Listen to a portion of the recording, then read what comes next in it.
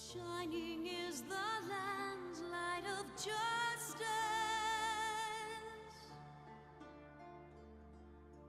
Ever flows the land's well of purpose. Walk free, walk free, walk free. Believe the lamb's alive, so believe.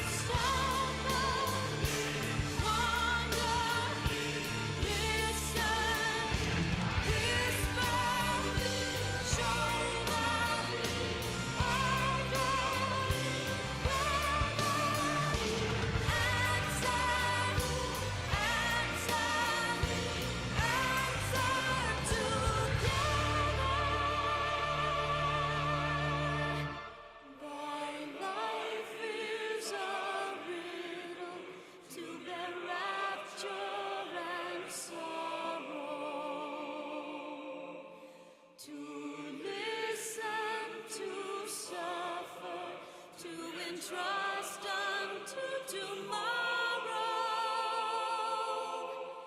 In one fleeting moment from the land of life glow. Yet in one fleeting moment for a new gift doth grow. In the same must live, die, and know.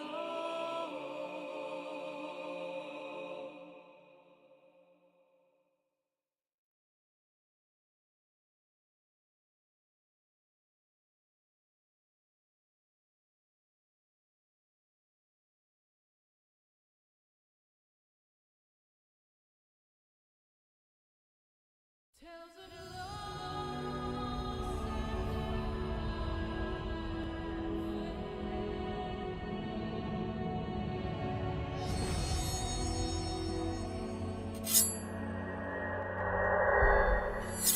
Hey everyone, what's up?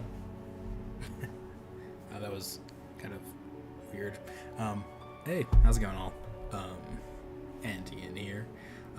So I told my friends that I typically play this game with that I would be playing Endwalker because so long story short, I've been playing Final Fantasy XIV for about 2 years now. And I just finished Shadowbringers, and I was doing a bunch of the post-game content. I finally got around to where I felt comfortable enough to play Endwalker, and I've been talking to my friends and kind of telling them my thoughts and everything. But instead of having to give them like 500 paragraphs of my thoughts and stupid literary wannabe analysis, I've decided to just go full out balls to the wall and stream this kind of predominantly for them, but also anyone else who wants to be here and watch me struggle and just play an MMO, I guess. Oh, this is so stupid, but okay. Anyways, so I'm gonna go ahead and just kill. I've been playing music on YouTube, so we can launch the game now. Yeah, it's gonna take a hot second, but how's everyone doing tonight? Hope everyone's doing well. I have been extremely nervous and excited for this. So yeah. Yeah, I got not much else to say now. I guess without further ado. Hold up. I should do this real quick.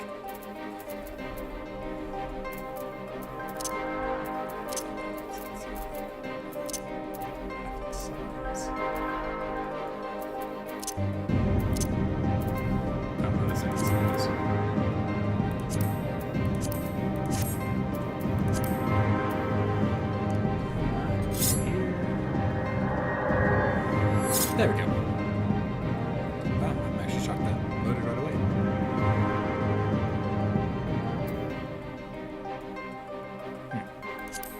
Alrighty.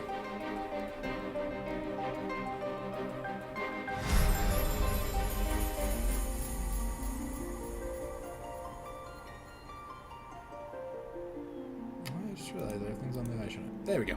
Okay. Alrighty, here we go. Yes, for everyone who plays this game, I am a dirty, dirty Lalafell. Yeah.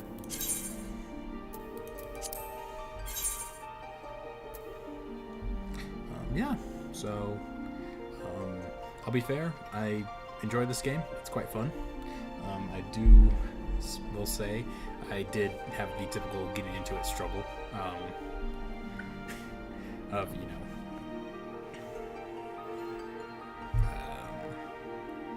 AR taking way too long to have anything done. So, yeah.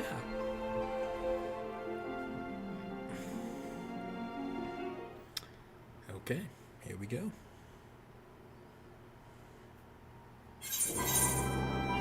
You will notice.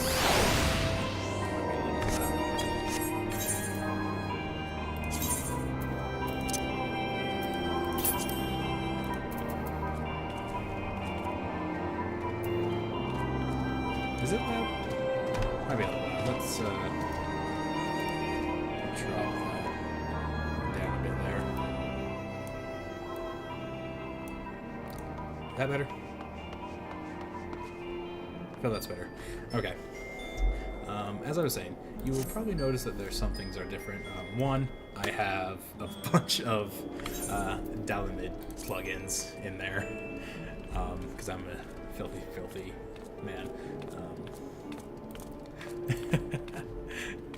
Anyways, just nothing too crazy, just a bunch of like stuff. I mean, so yeah, so nothing too crazy. So you'll be seeing a lot of notifications in there about like rank hunts and all that stuff going up there. As well, graphics will look a little different. That's because I'm playing with a couple of reshade. I'm playing with a reshade right there. So yeah, so there's that reason. And yeah. So with that being said, let's stop dilly-dallying and let's get into it. I am going to go ahead and play through this predominantly probably as my Reaper, but if I start struggling, I will most likely take over and go back to playing my Gunbreaker. Oh wow, everyone's here. Okay, well, without further ado, let's first, before we start, let's talk to everyone. So let's talk to Alize. Whatever it is my father and the Forum are hiding, I'm determined to get to the bottom of it. Those who are brought within close proximity of the towers are tempered into serving Golemald, then forced to summon lunar primals with aether drawn from the land. But even having understood this, we are yet to uncover what the Telafori wish to achieve by all this. Are the towers purely for strategic advantage, or do they serve some other purpose? Interesting. And we'll talk to... yeah. Spoilers, by the way, if you haven't finished Endwalker or Shadowbringers or anything, or really anything up prior to Shadowbringers, major spoilers. So, if you don't want spoilers, avoid this playthrough. Okay, cool, thank you.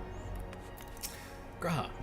Not only do the members of the Forum intend to adhere to their long-standing policy of non-intervention, they made a point of sending Master Fortunal here to explicitly state that fact. Rather than simply refuse to involve themselves in our affairs, it would appear they are actively trying to prevent us from meddling in theirs. That does, of course, make Kryle's mission of securing our entry into Sharlayan nigh on impossible, but I am confident that she will find a way regardless. And then, of course, everyone's favorite person, Estinian! After the end of the Dragonsong War, I spent many a moon roaming. Kugane, Razatan, even Golemald, but never Sharlayan. In all honesty, a nation populated entirely by bookish types like Alphino is not a place that appeals to me. Estinian, I love you, man. Oriange. Much and more have we discovered of the Telafori's machinations since Thacker and I did return from Golemald. Verily, their troops doth appear to have been tempered in much the same manner as those engaged in the construction of the towering edifice in the capital. When Arenval tried to free the Amalja held in the tower, it triggered some sort of alarm, and the captives were killed instantly. As such, we have no choice but to leave them in the clutch of the Telafori until a means of rescuing them has been found. In the meantime, the summonings of the lunar primals will continue, just as we must rely on the Grand Company of Eorzea to put down such entities and prevent any further abductions. So too do they rely on us to come through with our investigation. And what does the star have to say? I have a feeling the journey to Sharlayan is going to be quite the test of your nerves in more ways than one. You'll miss this place while you're away, I just know it. But for now, the best thing you can do is get plenty of rest while we wait to hear from Kryle. Cool. Alright, Alphino. Here we go. Next ship to sail. Riku, do you have some time to talk? I would like to gather everyone in Dawn's Respite and together assess the situation in which we find ourselves.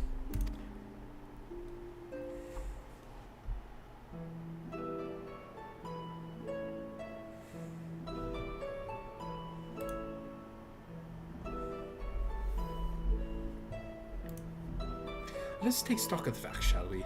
The crisis at hand began with the sudden appearance of ominous towers in a multitude of locations throughout the world. We have since learned that such structures were brought into being by an organization known as the Telafori. The Telafori's stated purpose is to create the final days of eons past, an apocalyptic event that would result in the destruction of all we hold dear. Already have these towers of theirs been the cause of untold suffering. Countless innocents kidnapped and imprisoned, their faith perverted for primal summonings. And Unless we find a way to deal with the corruptive aura surrounding the spires, we can't even get close to rescuing anyone. Those shielded with the blessing of light seem able to resist being tempered, at least. But after what happened to Ardenvold and Fordola, we need to be very, very careful about how we proceed. Yet, while these threats close to home are of paramount concern, we mustn't lose sight of the situation in Garlemald.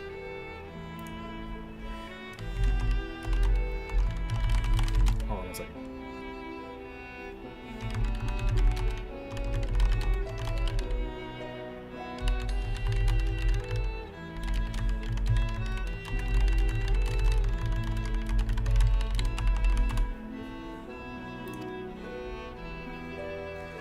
As you know, the Telophyri are under the leadership of Fandaniel and one other delightful fellow, Xenos Egalis, the Crown Prince and our dear friend. To date, he's reclaimed his old body, murdered Emperor Varys, and plunged Garlemald into an even deeper pit of despair, of chaos. The capital has probably seen the worst of it. For a good while there, it saw the bloodies fighting the War of Succession. But that has since changed, and in troubling ways. I can't do Rorion J. During our reconnaissance, the air was not once rent by the barking of cannons or the cries of discord. There was an eerie fog of silence which did blanket that ruined city. The inhabitants appear to have been tempered, and with nary a word spoken did they labor to transform the palace into a soaring edifice born of nightmares. If they were indeed made thralls, it seems safe to assume that these events too were orchestrated by the Telophyri.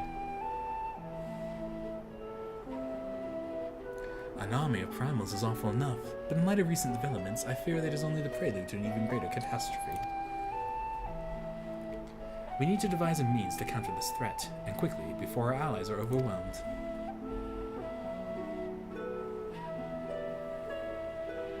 We will find a way in Charlian, I'm sure of it. Master Fortunalskin's comments regarding the final days were curious to say the least. The Forum knows more than it is letting on. Sorry to interrupt. We've just received word from Mistress Cryo. She says that arrangements for your visit have been finalized. You're to head to Limsa Lominsa and board the next ship bound for Charlian. And on arrival, present yourselves as associates of the students of Aldessian, come to assist with the Order's restoration.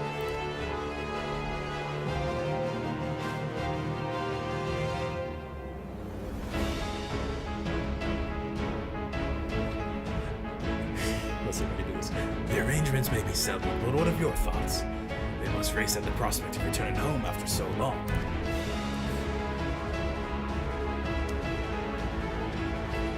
I am eager to see it, of course.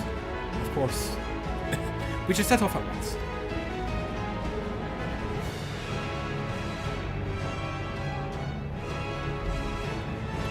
Then I'll accompany you to the docks. You need at least one person there to wave and cry and wish you a safe journey.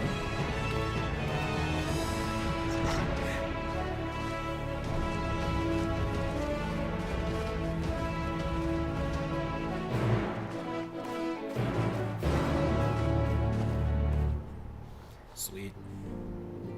That was fun. And again, I repeat, terribly sorry about the terrible voice acting. I'm realizing how bad I am at it nowadays, and I probably shouldn't do it. So, yeah. Am I? Hold on, I need to check something real quick.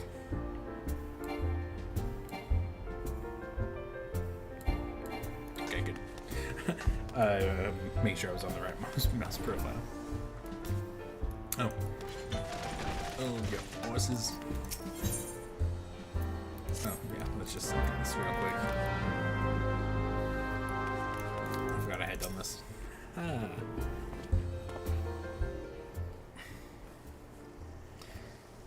Alrighty. Quick wandering minstrel stuff. Riku, can it be you? You've outdone yourself since last we met. That much I've heard. They say you sojourned in Dalamud's shadow, yet lived to tell the tale. I was in these parts at the time and felt a disturbance in the ether. It was a white raven himself, you say? Ah, no wonder. Tell me more, my good Rakuyo. Recount to me your journey through the shadow. Take me there, on the wings of memory and imagination. I haven't thought of my Lalafell voice yet. Your stirring tale has stood me. Lo, I am as a cauldron bubbling fragrantly in the great kitchen of a castle keep, a stew of inspiration, a slew of verses. Listen, my good adventurer, and listen well, for the song I sing is of your tale.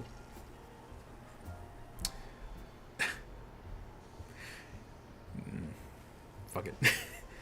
Into the flesh of darkness go bringers of light, for the flame that flickers in Bahamut's tomb, in that cloying black stirs a raven white, clawing blood from a barren womb.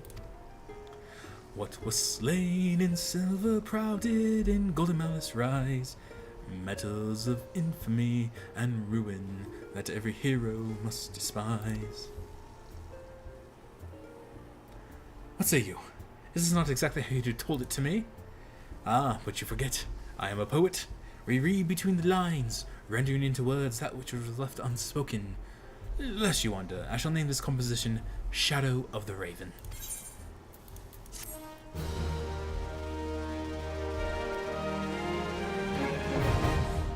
Thanks to the musical silence of the Wandering Minstrel, you can now relive your foray into the second call of Bahamut. As the name suggests, the second call of Bahamut, Savage, is a brutally difficult version of the raid of the same name. If you choose to undertake this challenge, it will purely be for honor and glory. Sure, dog.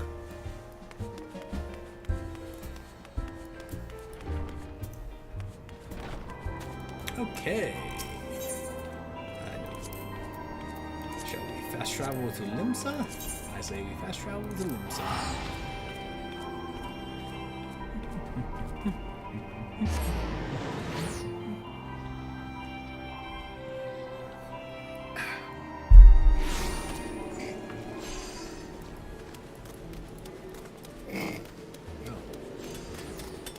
Training. Good.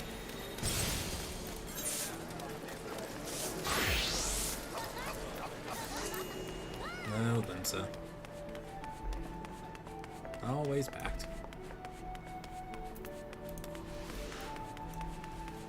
So anyways, so yeah. I really enjoy this game. It's fun.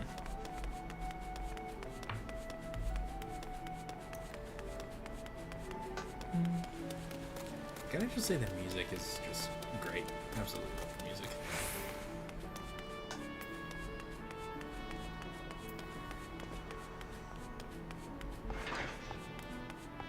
Everyone stay here.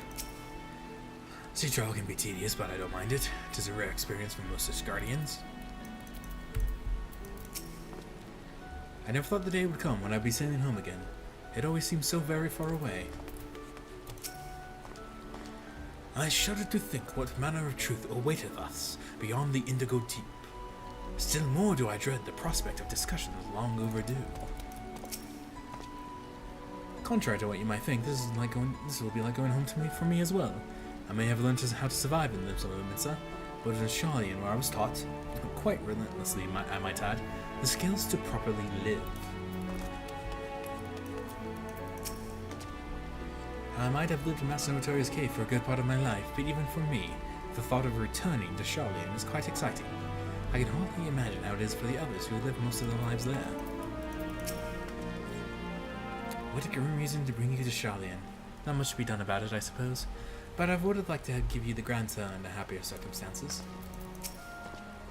Though a part of me looks forward to returning home, I've not forgotten that my father stripped us of the privileges of our family name. I hope it doesn't cause trouble with the officials upon our arrival. Yeah, probably will, but you never know. Hey, Tataru. Everyone's here, which is good, because I already paid for your passage, and the fee is non-refundable. The ship for Charlian should be pulling into port soon, so please follow me and have all your luggage close at hand. More cutscenes! Yay!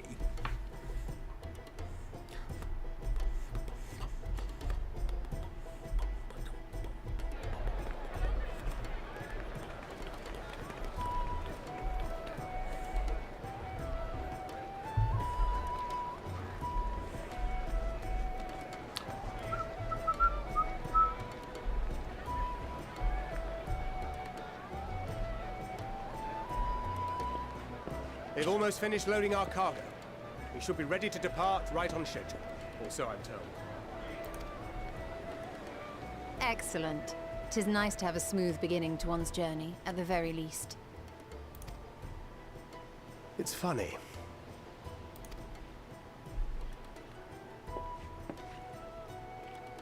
Master Louis Soir came here on a ship very much like this one. And now, years later, the street urchin he befriended that day is bound for his mentor's homeland. With his mentor's grandchildren, no less. Aye. 'Tis upon reflection that every twist of time's river and fate's whims are brought into sharp relief.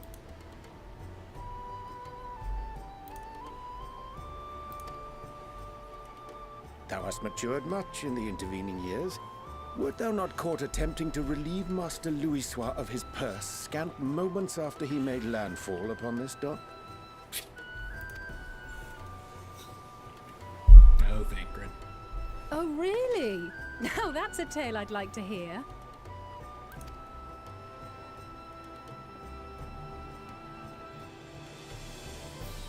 Will this be your first visit to Charlian, Sir Estinian? Sir Stidian. Oh, Alpha no.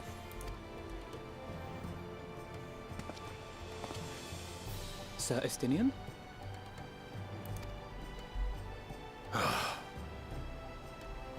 Are we strangers newly met? Why this stiff formality? Hey, that's a Stidian. I, merely meant it as a professional courtesy, since we are now colleagues in an official sense. Dude, Alpha no, buddy. You're friends. You don't need to do that tone with the Stidian. I'd rather you dispense with the sirs, especially in private company. Or I'll be forced to respond in kind, little Lord Alphino. You've made your point, Estinian. Painfully well. Oh, I love them. They're great. They're both fantastic characters. Better.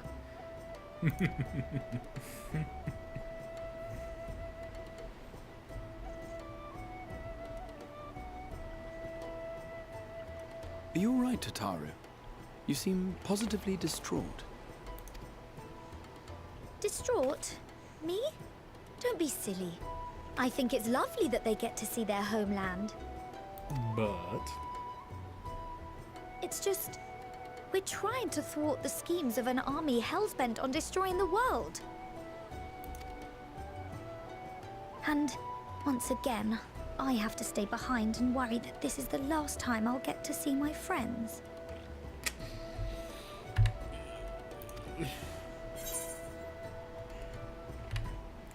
alright. I guess I can work on my Lalafell voice. Okay.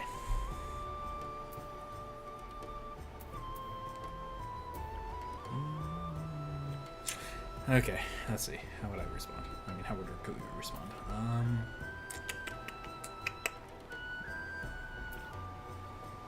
Yeah. No sense worrying about the things we can't change. Well, that's hardly comforting. Oh, shut up, it's comforting. Ah, good. You're still here. Hey! Hori! Coulternay! What brings you all this way? We're to assist the Maelstrom and the Kobolds with a lunar primal operation, so we thought we'd see you off before heading to the tower. Those are my boys. Flamine and the others wish you all a safe journey, and promise that they'll look after things here until you return. Good on them. We will too, of course. Aye. We, your fellow Scions of the Seventh Dawn, will do our part to ensure the end of the world won't happen on our watch. I love these guys. We're set to sail! All aboard for Charlian! There we go. Oh, that's a lot of people. It's time. Then we must delay no longer. We will contact you the moment we learn aught of value. Wish us luck.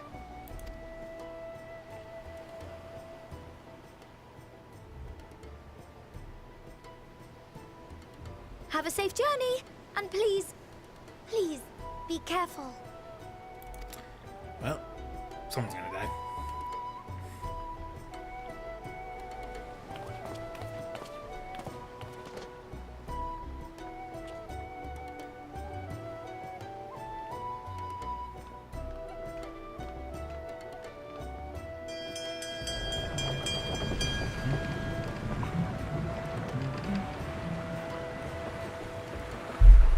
And so you venture forth unto the unknown.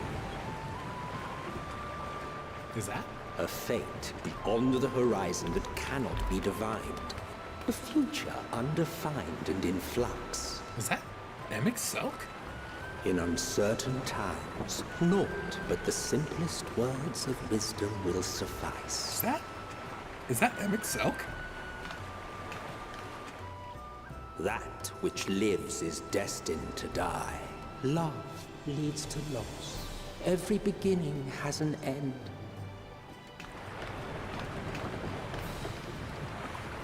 Treasure every moment, every step of your descent. Is that Emmett? Was that his voice? Tell me that was his voice.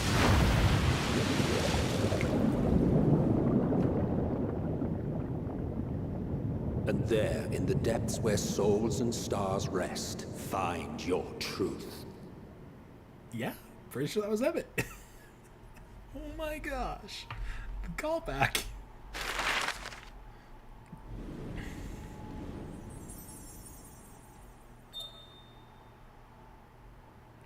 Boop. Sonar. This is the second time we're taking a boat journey, and it's going to be just as bad. And there's all the loose jets.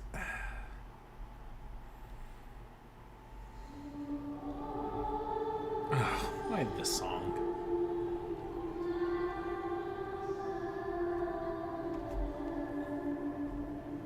This song never. Here.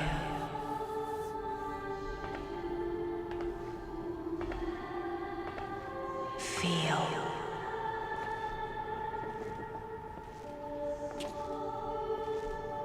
Think. This song never leads to good things.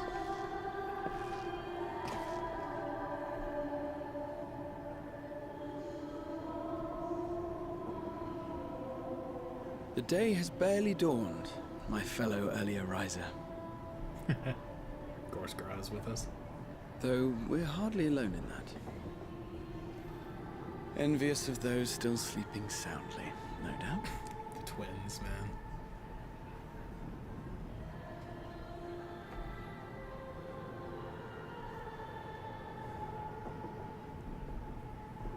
Called out to you, you say? I've heard nothing myself.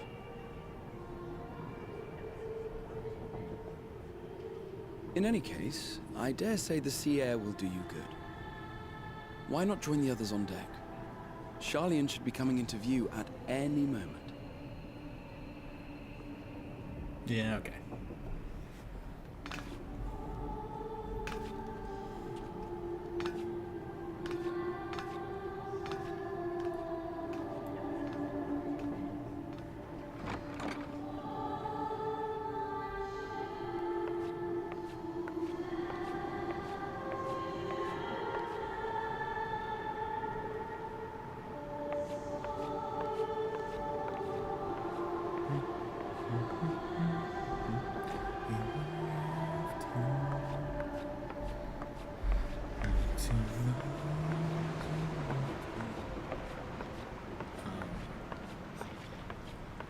Who art thou?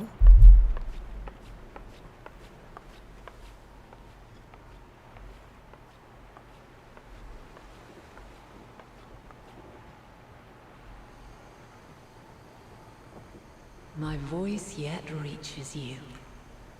I am glad. Oh my goodness. Is this actually Heidelin? Hear, feel, think. Yeah, I should get to see Heidelin? And thus do we meet face to face at last. My warrior of light, guided by the crystal. Yeah!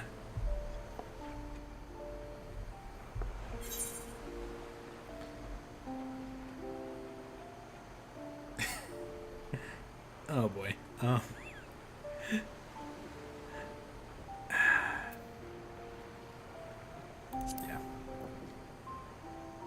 Why now, Heidelin?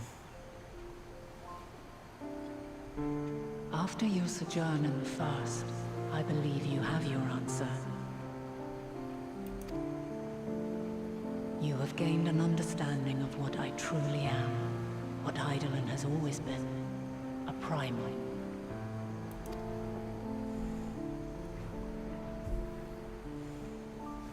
Zodiac was created to forestall the apocalypse which threatened the ancient world, and I was brought forth to bind him.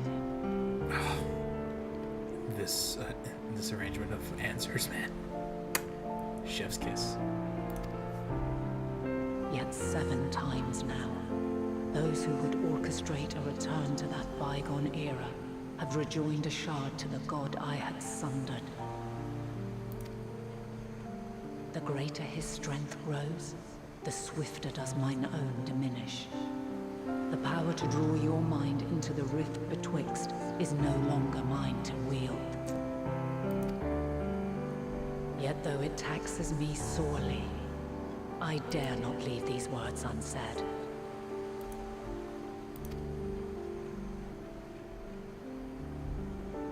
Even bereft of my guidance, you and your companions have accepted the burden of this star's troubled past. A conjunction has begun to form, an intertwining of your time and mine.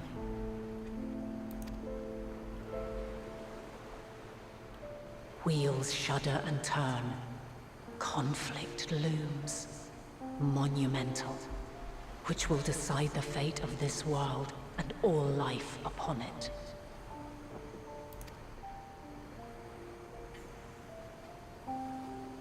When you truly understand what is at stake, and your journey has prepared you to surmount the insurmountable, then shall I honor the promise made in another time, another age. Cast your peepers to the fore, folks. Sharlayan's just over yonder. I will not keep you further. Your traveler's heart must yearn to behold this unfamiliar land. We shall meet again, and soon.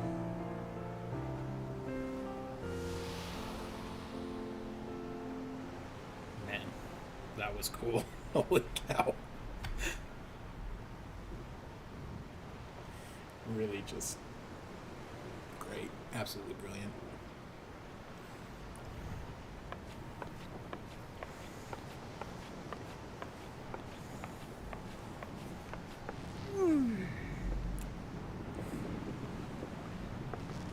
Oh, what a fine morning. Oh, still a bit stiff though. And a good morning to you too. Taking a look at the island already? Nah. Then let's go. Let's go! Might still be room in the prow if we're lucky.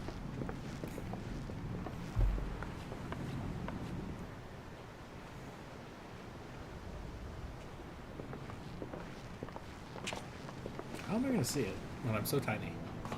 Ah, the sleepers have arisen. There she is. Good old Sharlayan. Oh, I see it.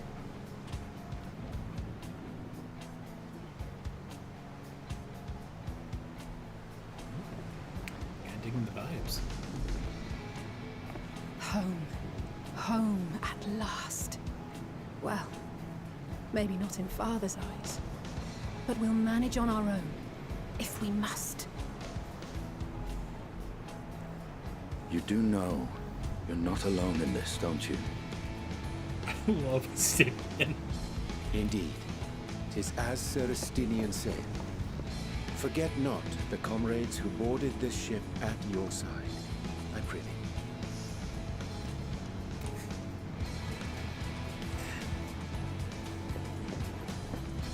Thank you, my friends. We are ever grateful for your steadfast support. Upon arrival, we will be disembarking into the heart of Sharlayan proper.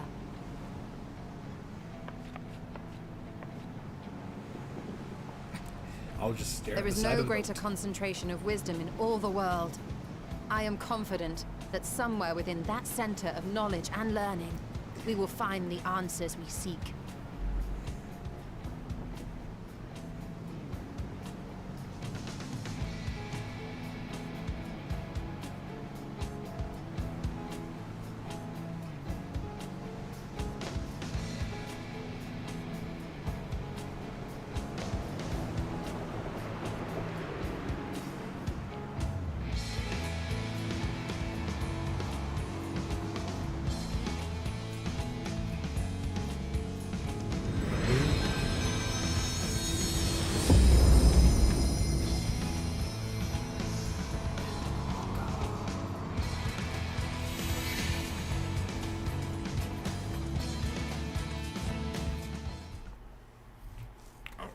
Sharlayan, the solitary island nation of the northern seas. Where under the watchful gaze of Thaliak, patron deity of scholars, academics hoard all manner of knowledge and secrets. That's totally Amixo. That has to be Once, Amixo. they deigned to accept foreign students into a distant colony maintained in the Dravanian hinterlands. How swiftly they abandoned it once the first Garlean boot set hostile foot on Alamegan soil. So averse to the prosecution of war, these men of wisdom, your would-be allies.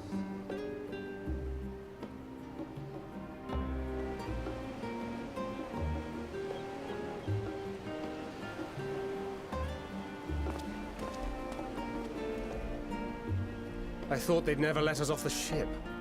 What's next then? Entry applications? Oh no. Hopefully they find no cause to deny us.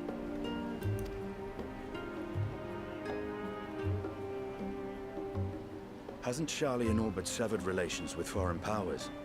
Those of us without direct ties, myself included, may be refused outright. I mean... 'Tis true that, as a nation, Sharlayan only forms trade agreements with a select few neutral countries. But from a practical standpoint, an island cannot afford to be overly strict with its borders. Especially not if that island's people are wholly devoted to the accumulation of knowledge. If one submits the proper paperwork, with satisfactory evidence of identity and intent, then foreigners may be granted entry. May.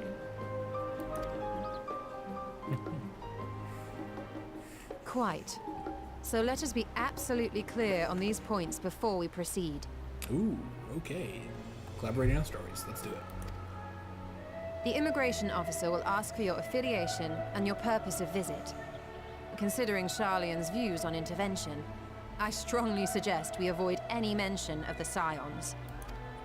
Smart. Kral has laid the groundwork for us to act as associates of the students of Baldessian, and our ostensible reason for being here is to aid in their order's restoration.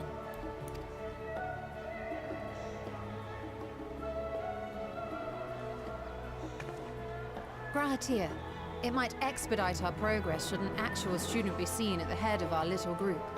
Would you mind leading the way? Of course. The immigration officers were this way, as I recall. Shall we?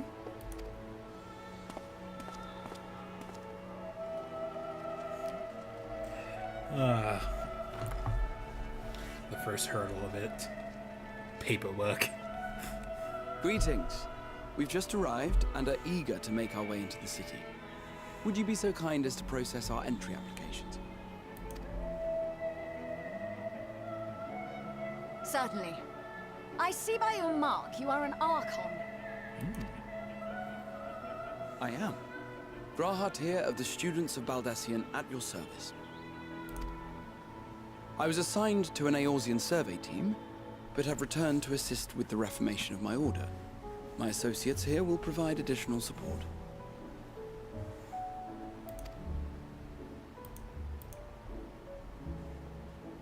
Very good. I have paperwork detailing your group and its scheduled arrival for today. Oh, good. And it seems some few of your companions are also Archons. If you'll step forward, we can process those applications first.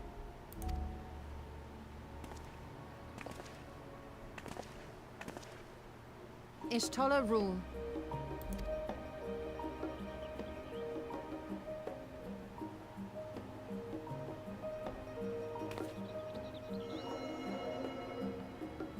Glowing book. See how it glows? That list is etherically linked with the citizen registry kept in the main repository.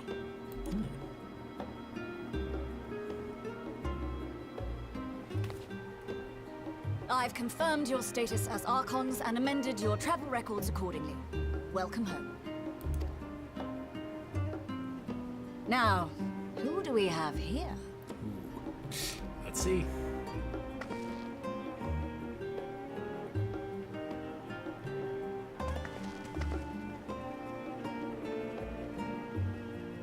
Alphino Leveilleur. And Alize Leveilleur. I mean, not anymore.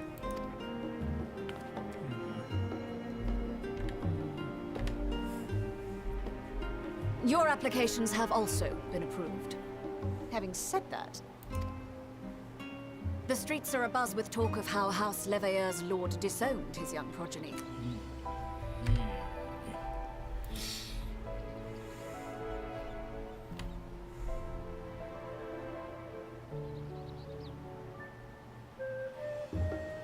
And while such personal circumstances constitute no reason to deny you entry, I urge you to avoid exacerbating your present situation. Times are quite troubled enough already. We shall keep that in mind. He's gonna cause problems. These last two are not Sharlayan natives, but you will find their credentials are in order. An application was made in advance.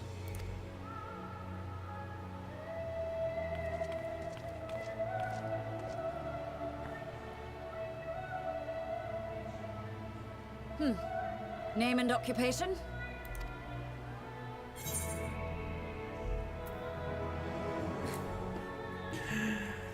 Yeah. Haruku Yoshiko, adventurer by trade. An adventurer. Well, I suppose that is considered a valid calling in your native Eorzea. And it does indeed match the profile provided. You may enter. Goddamn right, let me enter. And you, sir?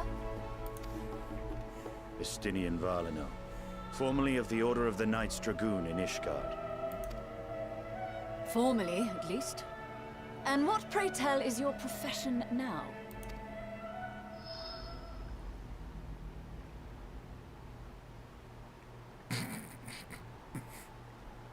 I love Estinian.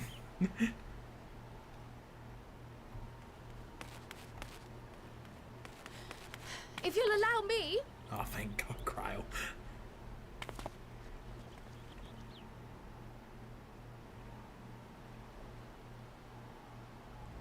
My associate is a mercenary, hired for his strength at arms. Surely you are aware of the dangers we often face on our forays into the wilderness. I love Cryo, man. Mistress Baldessian, if you insist on sponsoring his entry, then so be it. But while I appreciate that desperate times call for desperate measures, I find your choice of company concerning. Be advised that even a single misstep may have severe repercussions for your organization. Yeah, it's called my siphon. I mean, what? I have every confidence in my chosen company, dear and trusted comrades that they are. But I thank you for your concern.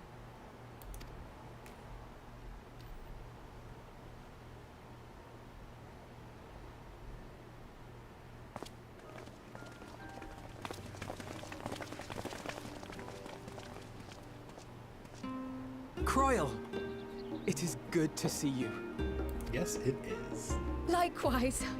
Long voyage notwithstanding, you will seem none the worse for wear. There is much to discuss, but this is hardly the place. Let's be on our way, shall we?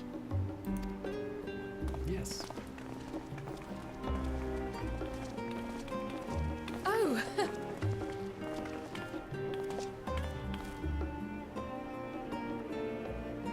Welcome, friends, to Sharlayan. As your mercenary, I should hope my welcome includes a generous salary. I had to say something, Sir Taciturn. I love Astidian. He's just what the Psions needed. Good old sass.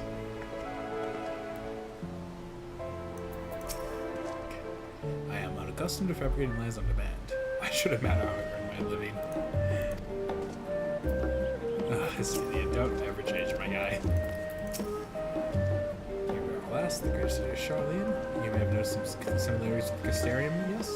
In fact, oh, but we should really let Carl have her say first. We can get to this conversation at another time. Yeah, I'm going to base the Castellarium on Sharlayan. You are doubtless eager to take in the sights. Not to Rakuyo, the city is not like to manage before we finish our discussion. Even allowing the years I've spent in the first past year, the city feels untouched by time. Excuse me. I'm going to extend them to the universe, working with Google, and make at least maybe my homeland and aid us in our affairs. That's me. Yes, okay, I should pass them.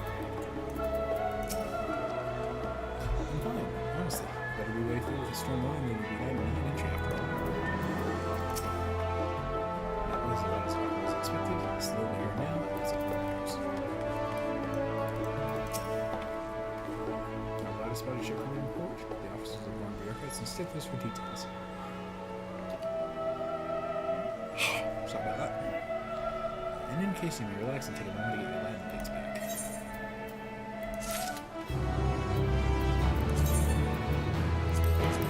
Sure.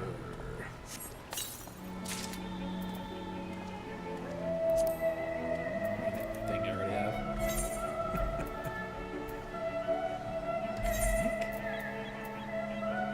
Oh, no, there's no cripple. Some bastard.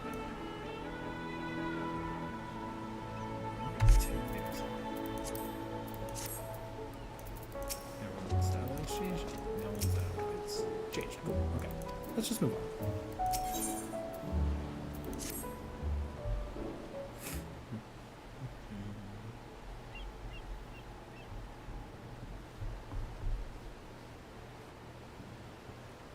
I thought to launch a reckoning explanation of what I've learned and how we might proceed. But this is Rakuyo's and Asinian's first time in Sharlayan, and for the rest of you, a homecoming that was long overdue. You must have places you wish to visit, and people you're dying to see. Therefore, I propose we postpone our agenda so that you all may have sufficient time to recover from your journey and get your bearings in the city. Once you've settled in, we can reconvene at the Vedesian Annex. How does that sound? It is a fine suggestion. We may not be welcome to live the year estate as such, but I should like to nose around the neighborhood all the same.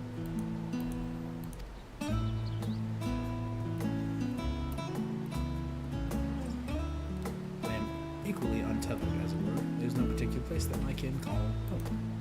Still, I would not pass up the opportunity to reacquaint myself with the city. Likewise, a quick tour of our old haunts might even yield some useful gossip. The annex was west of the Aetherite Plaza, wasn't it? I shall join you there anon.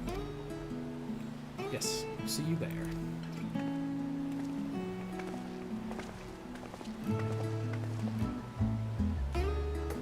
I too have places I would be remiss in not visiting forthwith. By thy leave.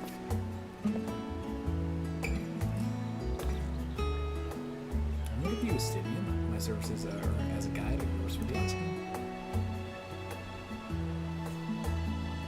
That won't be necessary. Until we reconvene, I prefer to wander as the wind takes me.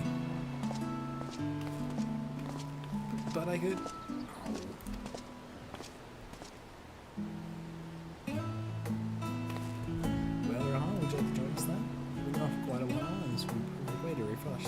Those dusty old memories of yours.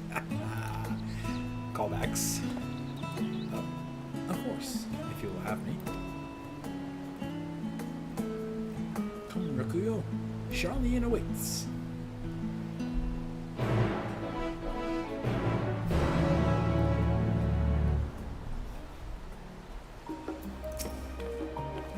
Oh dear, his enthusiasm is infectious, isn't it? After you, my friend, I am more than content to follow your lead. Granatia is accompanying you. Keep him on your side in order to progress with quest objectives. In the event you use the Ethernet, Granatia will catch up to you so long as you remain in the same area. You can leave Granatia behind, but however by entering a different area. You may also speak with him and select the option of always. If you wish to have Granatia accompany you again, return to speak with him on the original location. While Granatia is accompanying you, let's try speaking with Granatia.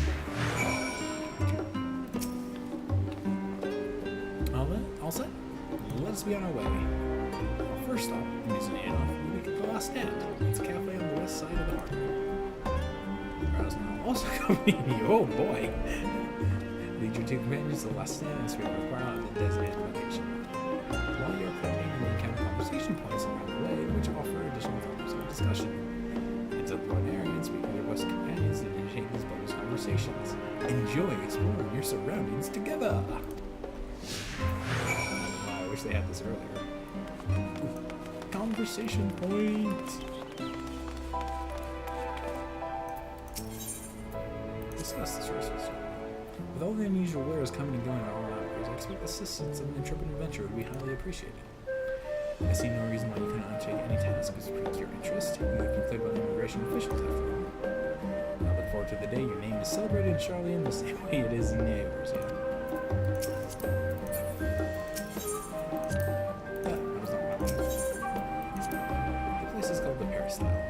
First stop for cargo at the docks.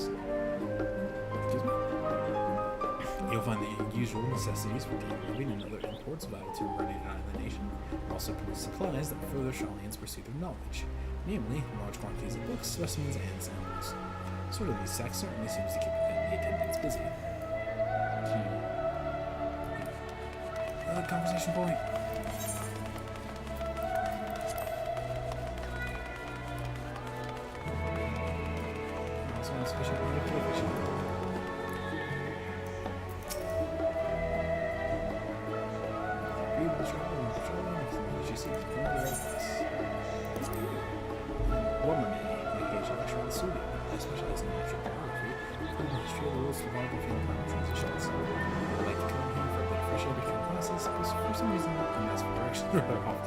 So I decided why not that was cool.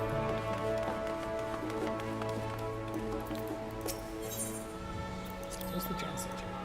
Now that is like one of the other forget. The great statue of FFXIV. As a student about Destiny, I was used to quarter on the island, but I would gaze upon the star's wise features every time I returned my ship to the city. This path leading out towards the ocean is known as FFXIV Stoa, the name for the statue of the scholar which stands at its end. As you know, the Charlian people prize the accumulation of wisdom of all arts. Thus, Family was chosen as our patron deity, it was more a matter of pragmatism and belief, and among your principles, as it were. We may have honored him with rather impressive sculpture, yes, but our faith is not so restrictive as that of, say, the Ishgardians. Individual Charlians can, and do, worship the divinities of their choosing.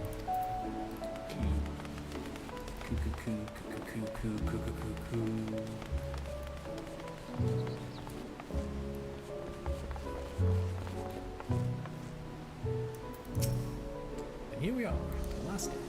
I may have mentioned this before, but although our research into nutrition and food preparation is quite extensive, the average Charlian tends to regard seasoning and flavor with a certain indifference. Yes. I gotta put this. The food is, it's wet. As encapsulated by our infamous Archon loaf, the prevailing sentiment towards cuisine is dietary value first and taste a distant second.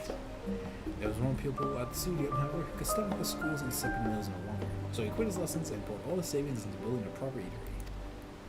And so the last stand came to be.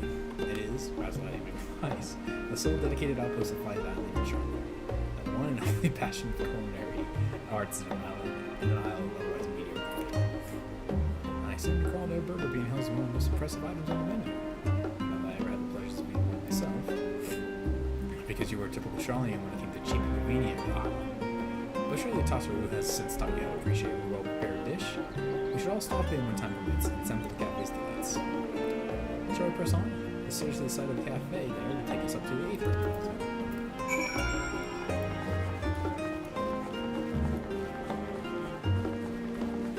Man, I like this. This is nice. Shit, I thought of this in like the first time back in Shadowbringers or something. Also, I really like the FFXIV Plaza.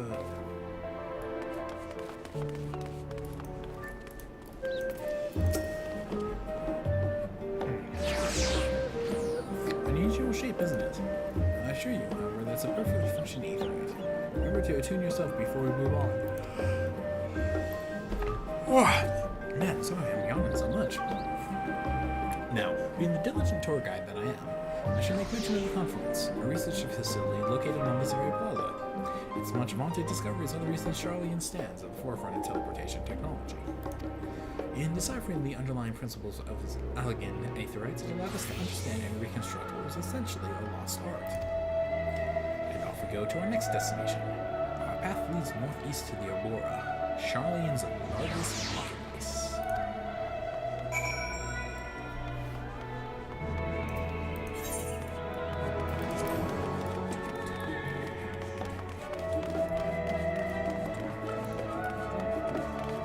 Conversation point.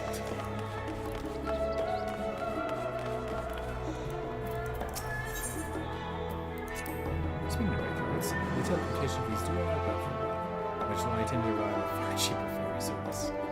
I was pleasantly surprised when Mrs. Tatsuru informed me that signs are reimbursed for transportation costs as part of our duties, but I find old habits are hard to break. That, and I'd rather not be bothered filling out the necessary paperwork. Excuse me? Why would we never been reimbursed for our teleportation dues? Come on, Square. Give me my gil back. That's the entrance to the conference. I have no doubt their expertise will prove useful at some point, so I suggest you remember the way there. The way here. Sure, I should return real quick since I'm here.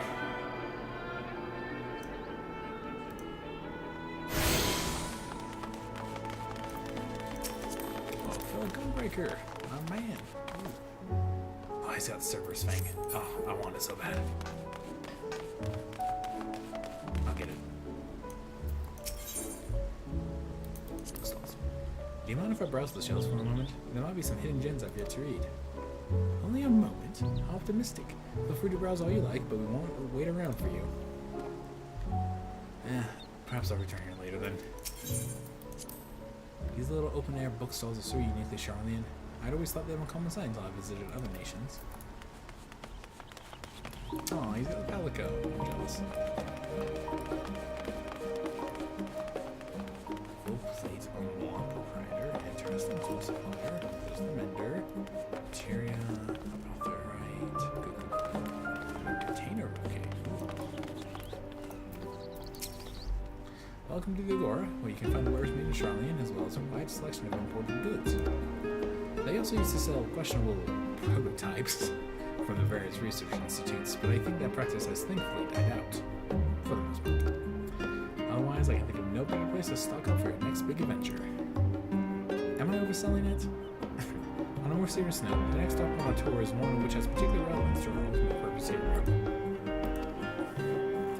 We must head back to the Aetherites Plaza, follow the path north, then climb the stairs up to that imposing building at the very top. Excuse me. Now I got hiccups.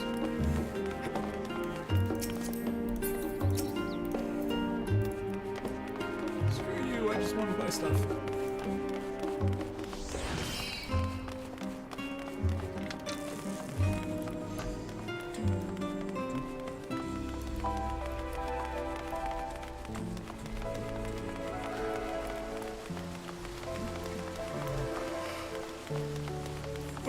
Oh, excuse me. I'm tired. I guess I'm better than I thought I was. is maybe a shorter stream after all. Dialogue once I get up to the top. Ooh, pretty. These little decorative features are typical of Shaolin architecture. Aside from the research wing, their headquarters and the whole are rather simple and rustic by comparison. Wow, jeez. Might have to struggling tonight. I don't want to talk. This is a Euphanium, an area dedicated to the blessings of water. For Shaolins, water represents more than a life-sustaining liquid. It is a reminder of the great flood which precipitated the birth of our nation, as well as a symbol of knowledge which flows from the fountains throughout the world. This is the reason we see an abundance of fountains throughout the city and a propensity for utilizing water as a decorative feature in our architecture. Cool.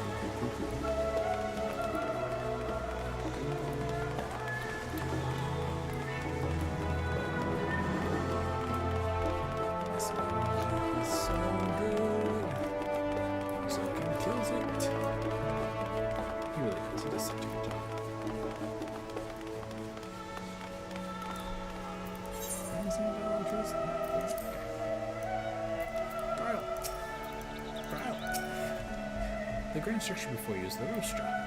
The name refers to the original public platform erected here, on which a forum of elected representatives would deliver orations and debate publicly.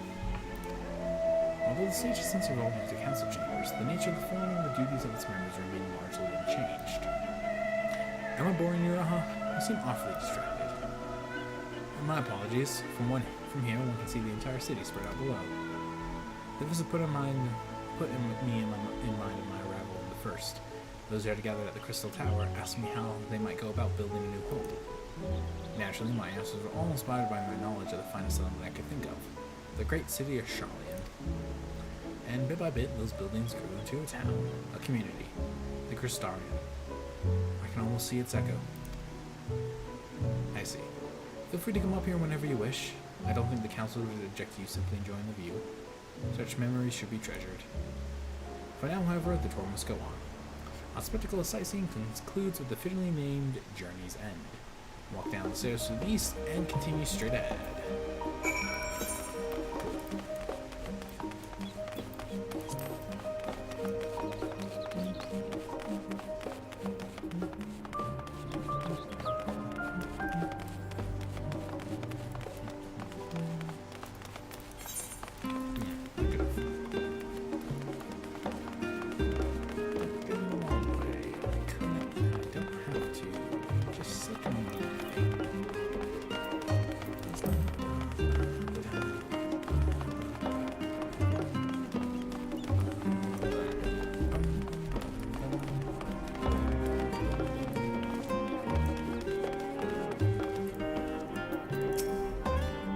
Journey's End. History tells us that this is with those who put ashore with Archon Yunkrip built their first homes. In the present day, it serves as the residential district for the most important and old officials and oldest Shaolin families. You'll see that one mansion is clearly larger than its neighbors. That estate belongs to our friends from House of the Year. All things considered, we should probably keep our distance for the time being. And with that, we bring our little Shaolin tour to a close. I hope it has proven to be an entertaining and enlightening experience. Now, shall we head directly to the badly seen annex? You are the Ray, don't you, Raha? Let me think. We head down towards the harbor, cross the bridge to our right, and follow the path below the Aetherite Plaza? Correct. After you, Rahula. Let's go. It's gonna be dark.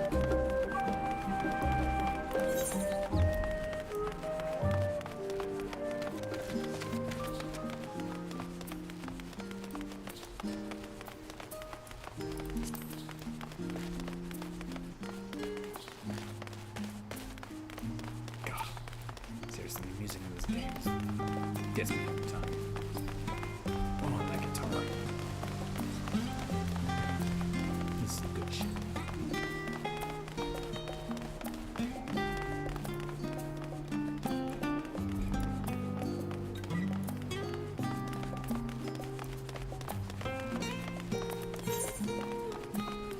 Oh.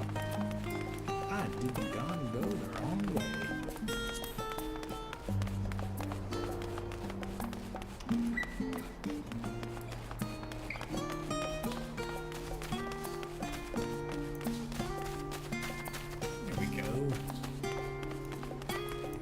DC Annex.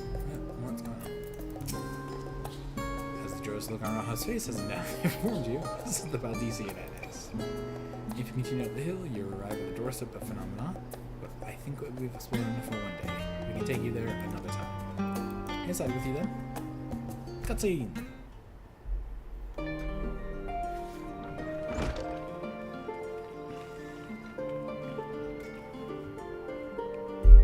I'm back, and I brought Rakuyo and Raha with me.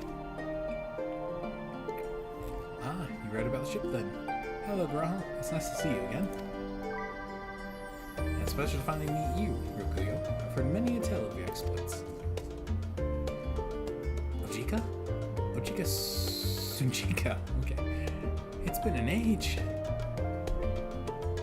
Allow me to introduce Ojika Sunjika, Administration Officer for the students of Badesi. He oversees the day-to-day business of the Annex. You may recall meeting his cousin, Ejika? Oh yes, Eureka. I've read the initial reports. Quite shocked to hear what's become of the Isle. Do you take care if you have the opportunity to rejoin the expedition? This place is like a second home for the students. The Isle of Val served as our main headquarters, of course, but we often had occasion to visit Charlene. Whether to make use of the city's research facilities, attend conferences, or procure supplies from distant shores. And the Annex here was built to provide lodgings for our members while we engage in such activities.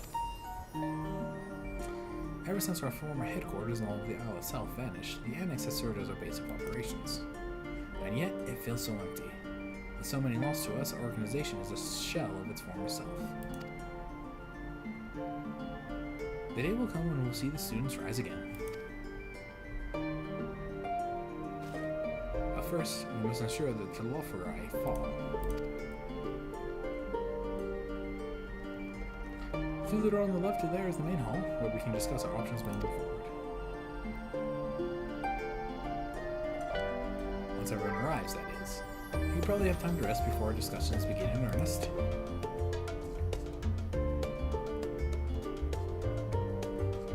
I've had private quarters prepared for you in the Andron, so please, feel free to make yourselves out. Ah, the nap rooms. Nap rooms. Perfect for an afternoon doze. Graha. Oh, I didn't mean to give you the wrong impression. The chambers are quite well appointed. Far more so than some cheap roadside inn, you may be assured. It was simply that we were often so busy with research or exhausted from journeys abroad that we would slip into the Andron just to steal a few minutes. And thus they became known amongst the students as nap rooms, even if many such naps might last well into the following morning. Say the word and I'll be happy to show you to your chamber. Hopefully the others won't be too long in coming. I'll wait for you all in the main hall.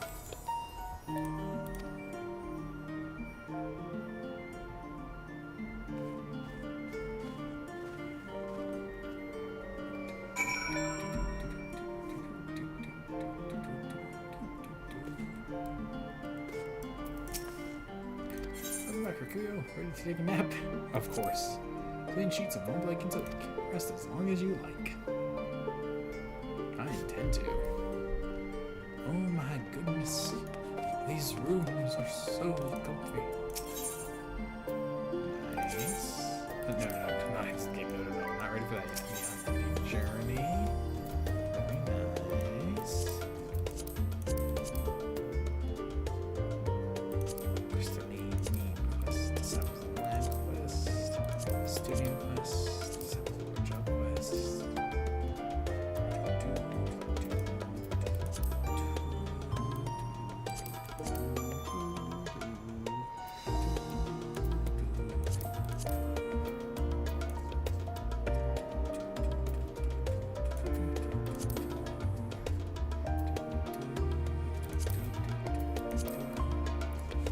This is nice. I like this place. This is nice. Alrighty, let's go. We got things to do. Only about an hour left to do. Oh, maybe we're under an hour. I should probably check to see if I need to do anything. It's gonna be so long. But we're good. Okay. Alright. Grout. Do you have papers pasted on the walls of your room? It was not unusual for occupants to pin up notes or documents and such, and then forget to take them when they went on their merry way. Sometimes it was quite deliberate, though. You might see complaints addressed to other members, or thank you God for the engrossing literature someone left behind. Love of traditions. I should know better than to dwell upon. If we are to create a future for the students by this and so many others, we must look to the days ahead. Nah, you can't give up. There are some traditions you can keep. I think it's fine. No big deal. Ooh. Big hog. Nice. Hi, Crow. Feeling refreshed and alert. Our colleagues should be wandering in soon, so I suggest we stay here and wait for them to join us. I agree.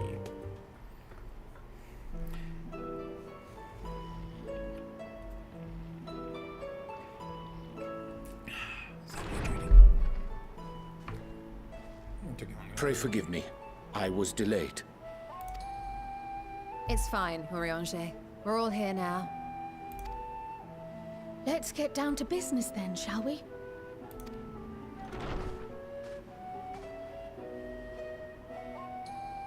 Come what may, we must prevent the Telophoroi's plans from coming to fruition.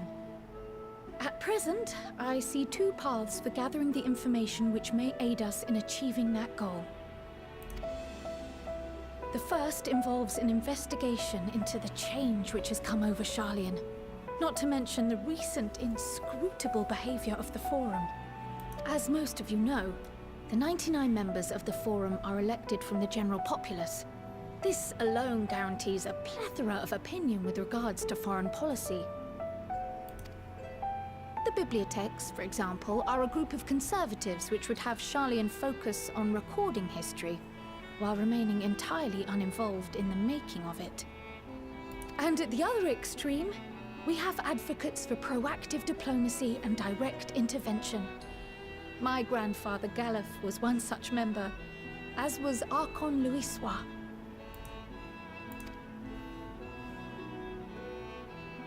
Yet despite our diverse factions and philosophies, the recent vote to deny Eorzea's request for assistance was unanimous. Even more concerning was the fact that many cited other, more pressing duties as justification for their recalcitrance. Fortuno's refusal in Gridania had those same undertones. 'Twas as if, having stared unblinking into the face of impending doom, he had simply turned away to pursue something more important. But what could that possibly be? A mystery indeed, and one which I ask for your help to solve. Our future may depend on it.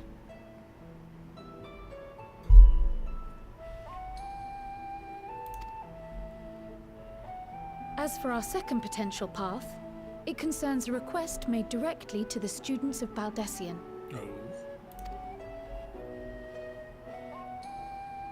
Our organization was founded primarily to study strange and unexplained phenomena the world over. Mysterious relics and ruins, arcane disturbances, and so forth.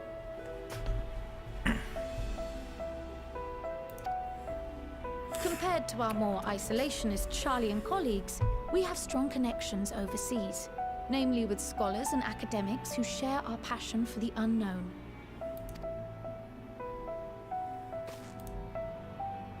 The request in question comes from one such acquaintance, Nadana, an alchemist residing in distant Favner. Her missive describes the sudden appearance of a tower, and the subsequent summoning of what I can only assume is a lunar primal.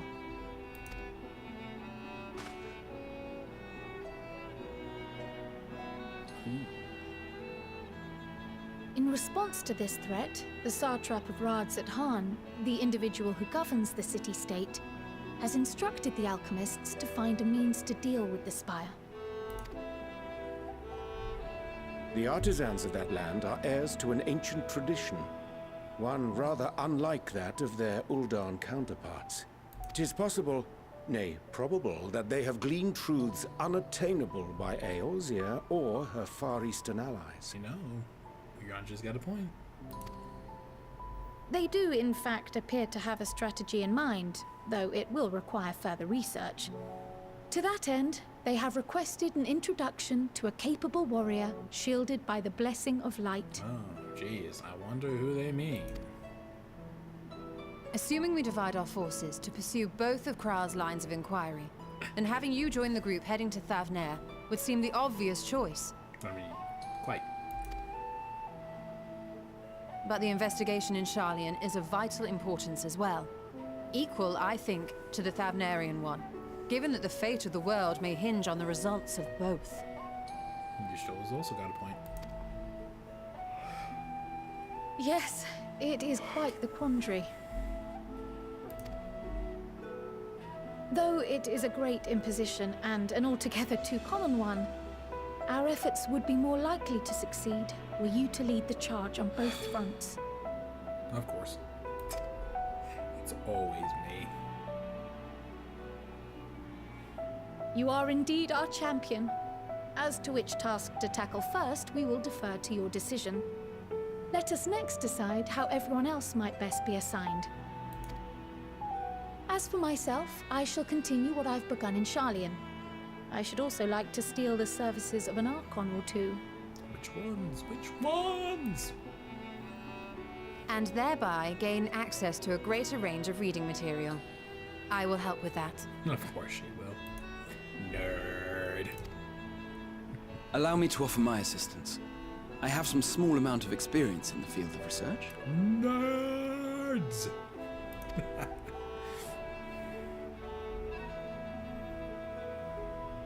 Alize and I would also like to help, if you would have us. No.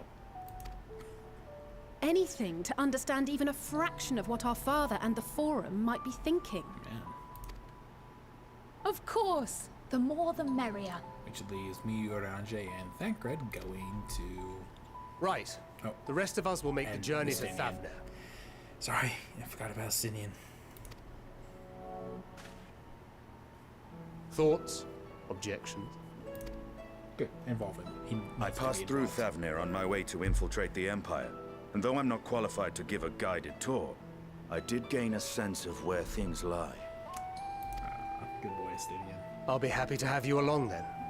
So for this group, it will be you, me, and Urianger. Do I get a choice? Can I choose which one I do first? Eh? Give me a moment afterwards, and I'll supply you with all the details of Nadana's request. Consider this hall our rendezvous point once our respective tasks are complete. May our investigations prove fruitful. Yep.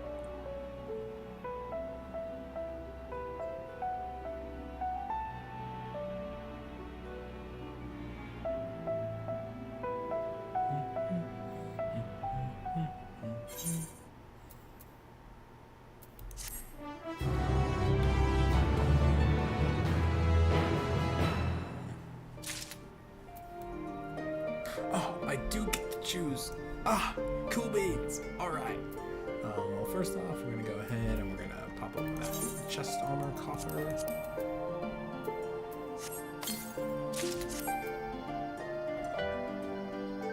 I mean, I knew it was bad for us, but let's see what it looks like. You know, if it didn't have the ascot, I'd be okay with it. But it has the ascot, so no. Sweet. Okay.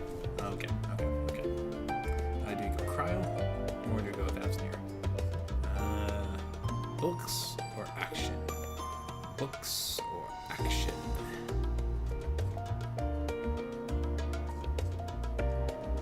We'll do action and then books. That way, if I exit or start myself, I can fall asleep. So let's talk to everyone first.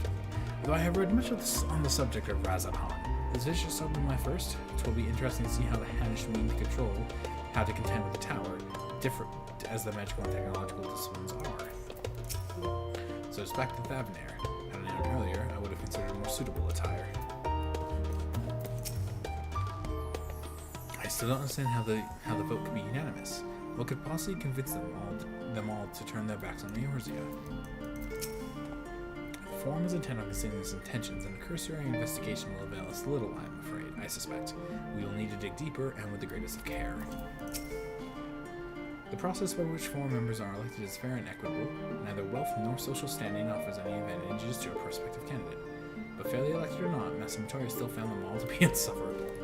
No, I mean, it's Master Montoya. She thinks everyone is insufferable to some degree. Come on.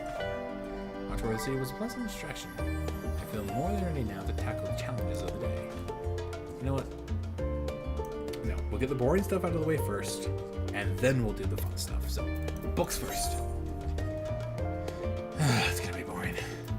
Kryle's intent on uncovering the reason behind the form's unexpected behavior. An unsettling change has come over Charlotte, but together we will divine the underlying cause for the form's callousness.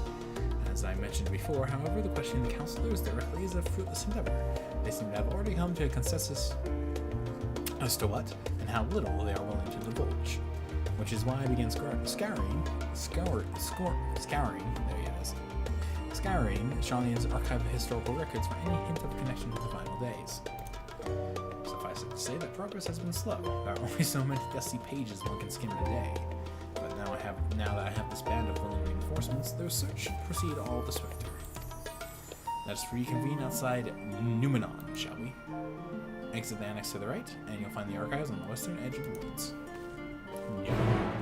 Numenor? Kidding. Okay, bye guys. We'll deal with this first and then we'll be back for you. Enjoy your manly talk. You manly men.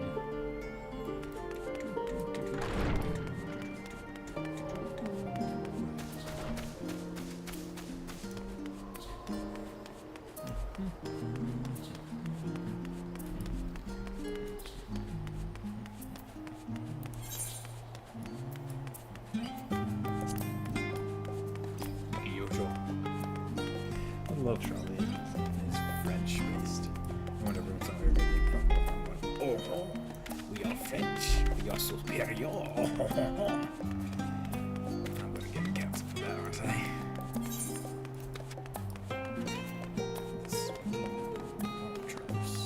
Oh, here's the studio.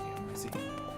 Oh, I mean, since I'm here and there's an ether rise, I should probably just do everything.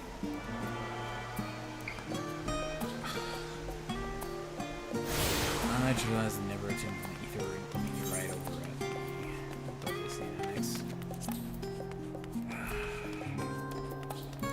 Well, slight detour, retrace our steps. I am upset with myself. Very, very upset with myself. Anyways, I kind of like this. This has been a nice little introduction. Nice little introduction, and then right to the action.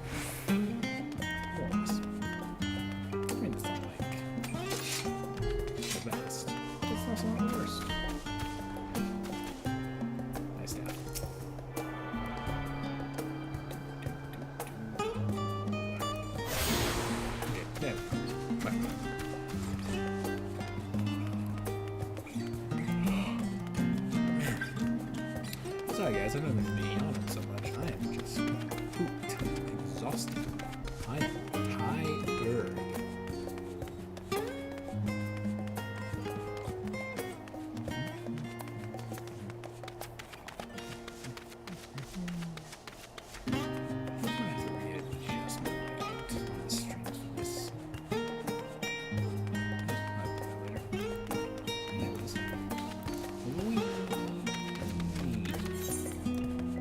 Speed.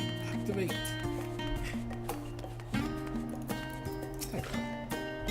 My directions really have to follow, I hope. In any case, you stand now before the doors of Numenor, Charlene's grandest collection of books and tomes. The building is actually only an entrance, and one of many at that. The archives of Numenor stand deep beneath the surface like the roots of a tree. The vast halls of the great Gublin Library pale in comparison to Numenon's endless maze of subterranean chambers. Any citizen of Charlene is free to enter and peruse its shelves. Well, most of the shelves. Only Archons are afforded access to certain restricted vaults. I've dispatched your Stola and Raha to investigate those. Meanwhile, Alzay and Afna will help me to my search for the stacks open to the general public. Your status presents more of a problem. As an honest citizen, you are only permitted to browse the first floor here at the entrance. You Even so, there should be a number of books which touch upon Charlene history or foreign policy. Your task will be to find and study the relevant publications. I promise you, a working knowledge of the subjects will make it far easier to spot the sort of clues we're looking for. Let's be about it then, shall we? I told the others to meet us at the stone benches over there once they found some promising tomes. Happy reading.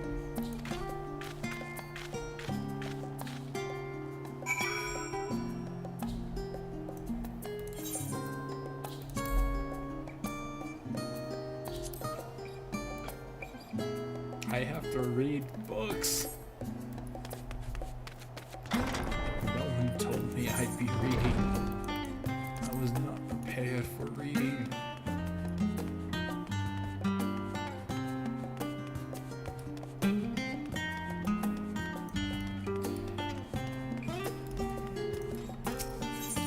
The fated title is fine. Read Stewards of Wisdom. Read the book. Sure. During the chaos of the Sixth Emperor Calamity, Hakon and Newcrab, founder of Charlene, bore witness to the madness of savagery of the Emperor to the Grand Spain. Upon raising the settlement on an island in the northern Empty, he instructed his people thus: renounce the ways of war and pursue enlightenment through knowledge and reason. The Charlenes took to haunt woods in this area, and thenceforth served as stewards of wisdom. Upon the foundation of accumulated knowledge, accumulated learning, they built a homeland unlike any other, a nation born from strength of minds rather than strength of arms. With knowledge of economics came shrewd trading, with knowledge of agriculture came bountiful crops, engineering brought wells and sewers, ending squabbles over water. The wealth of expertise could be bartered for wealth and coin, and the more their wisdom spread throughout the world, the more mankind as a whole would thrive. And so it was that no matter the trials and tribulations of the age, the citizens of Charlene would live by their founders' teachings. For the sake of a better tomorrow, for the sake of a precious star, they would eschew the tools of war, and with knowledge deliver the world.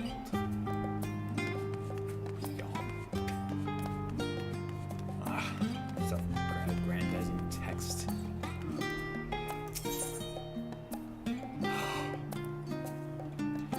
The title of the spine reads Forever 20 Summers. Read the book. My beloved seekers of knowledge, have you ever put your learning before your health and neglected to feed and rest your body as you should? I, too, once engaged in such foolish practices, but one night, engrossed in philosophical study, I had an epiphany. All the world's mysteries that drive us to reckless abandon, we have so very few years of life in which to achieve our goals. Excuse me. Thus do I share with you this mantra. I am forever 20 summers young. The number itself is unimportant. You could be 19, or 23, or 40.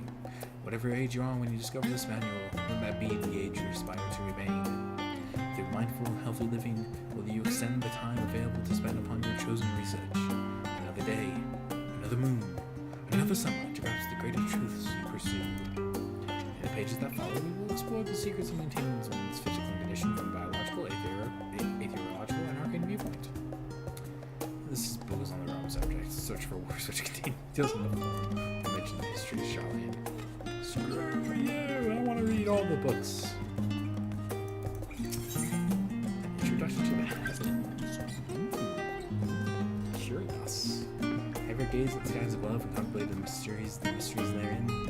I speak not of shifting cloud patterns, but of the vastness beyond, of the sun and the twinkling tapestry of night. Some think the dome above us to be a finite space. Yet amongst the leading thinkers of our age, one Scott's depiction of a boundless sea of stars has finally taken root. Alas, this heavenly sea remains an unreachable, unknowable destination.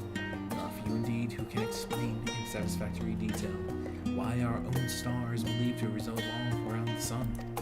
It was the technologists of Alag who came closest to understanding the laws which govern the starry abyss. It was they who launched Elamud and sought to expand beyond our earthbound existence. Having read of their ancient ambitions, I wonder, has your interest in the field of study waxed or waned? What if I were to tell you that the eternal constellations were arranged differently in the distant past? That their positions continue to shift almost imperceptibly, but measurably as we journey into the future? Would it shock you to learn that the stars drift further and further apart? And may indeed do so forever? Are you eager to learn more? The book is on the left. Yeah. Hey, I saw astronomy, okay? I like astronomy. Still writing for materials, are you? Unfortunately, I'm struggling to find just the right tone.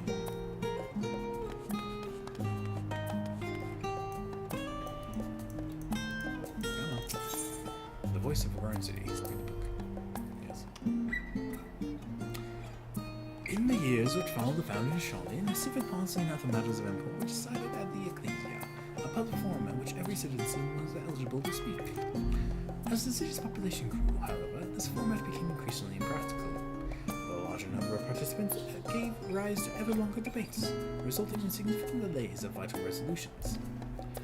Various measures were introduced in an attempt to curtail protracted discussions, but in the year 201 of the 6th Astral Era, it was ultimately decreed that Charlene would transition to a new form of governance.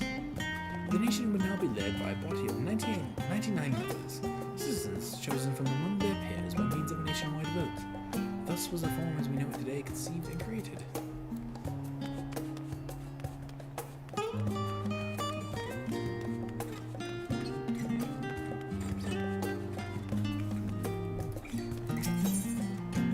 Roads of old. The colonies. Many years ago, on the banks of the Thalia and the river in the hinterlands, a Charlene colony once thrived. The settlement was originally established as a mere outpost to serve the ethereal sea in the year 1311 of the 6th Astral Era. Scholars dispatched to Eorzea found the facilities wanting, and the demands encouraged a gradual expansion in structures and services. As rumors spread of a growing community of academics, the area was further inundated with Eorzean students hoping to share in the renowned wisdom of the Australians. 50 years later, the forum passed a motion to recognize what had become a flourishing town as an official Charlene colony. The Eorzean residents took the colony shelf of Charlene, which led to no small amount of confusion when discussions turned to the subject of the motherland. In response, some Charlene inhabitants pressed for a name and simply referred to it as Emporium. Following the Exodus, however, goblins and treasure hunters claimed for themselves a corner of the abandoned colony and gave it yet another name, Idleshire.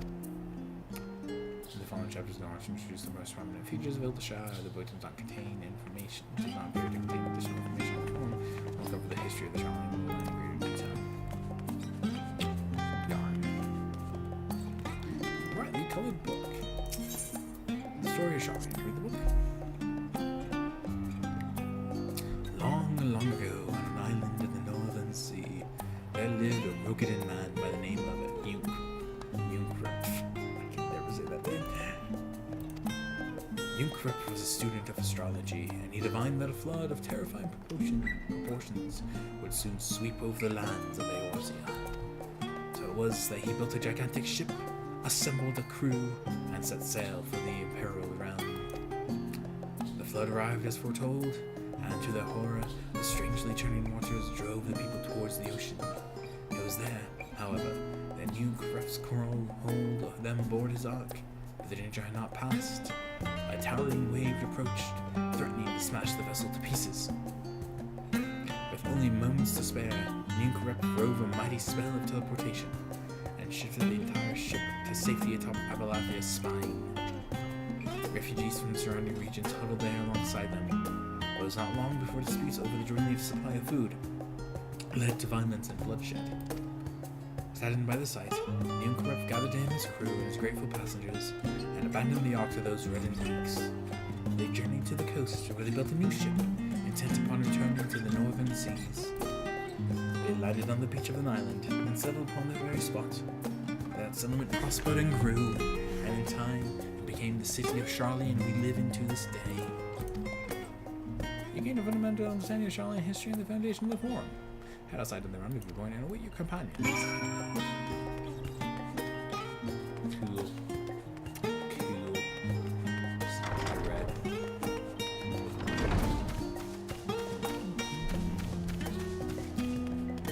Thank you for listening to my audiobook. These books have been presented to you by Audible. I'm terrible.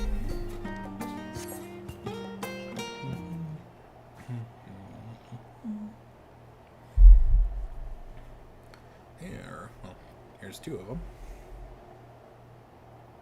Sorry, were you waiting long?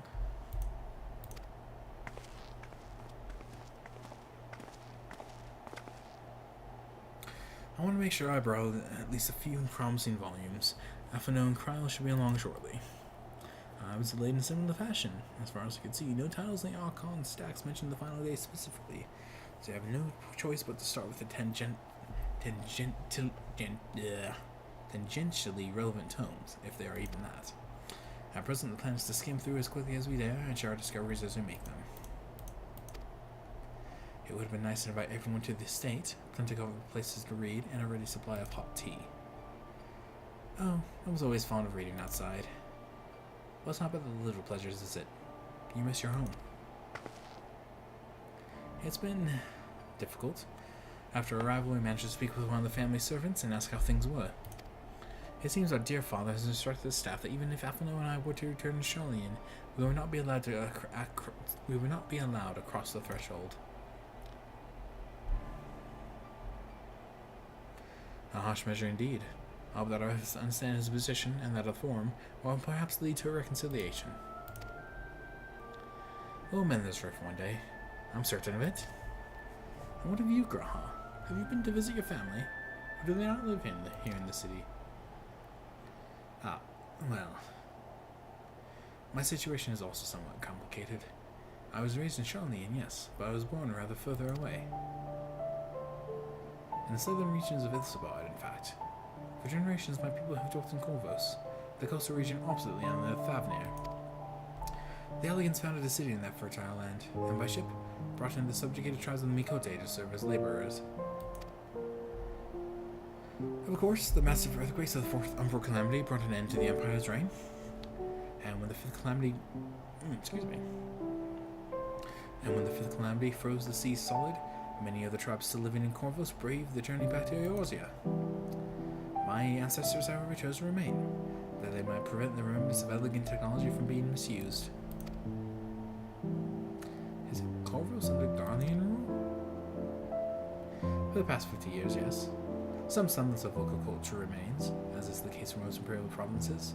But Garlemald renamed the religion Locus Ammonius. When I was a boy, a nearby time came under the jurisdiction of an illustrious imperial family, the nobles of House Darnus. House Darnus demonstrated a singular interest in elegant civilization, and so my tribe was forced to consider a plan of action. For some time already, voices have been raised in favor of abandoning our ancient customs. After all, the elegant eye no longer passed to our eldest children as reliably as it once had.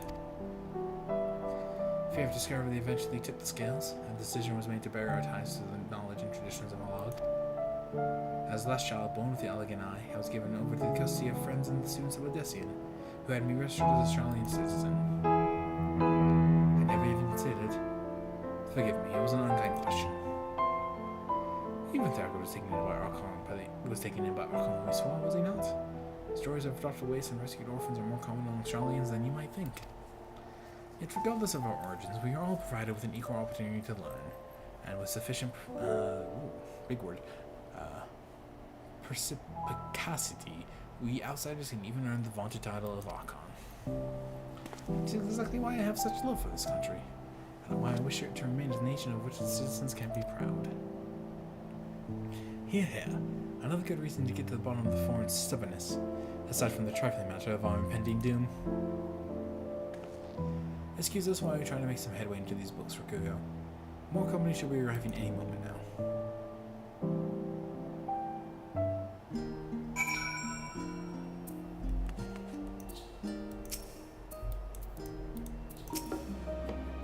There are others better suited for over the history books, so I thought I'd try to look more recent events. If I can find anything to better inform the Forum's baffling behavior. What does I know of Goros? Just a little, I'm afraid. I've not returned since Master Golov first brought me here. I can tell you that Kovorsi rebels still seek to slip the yoke of their imperial masters, though the fighting is far less fierce than it once was. Oh, and they have coppets. Flying coppets. The legends are quite extraordinary. And now we wait for more people.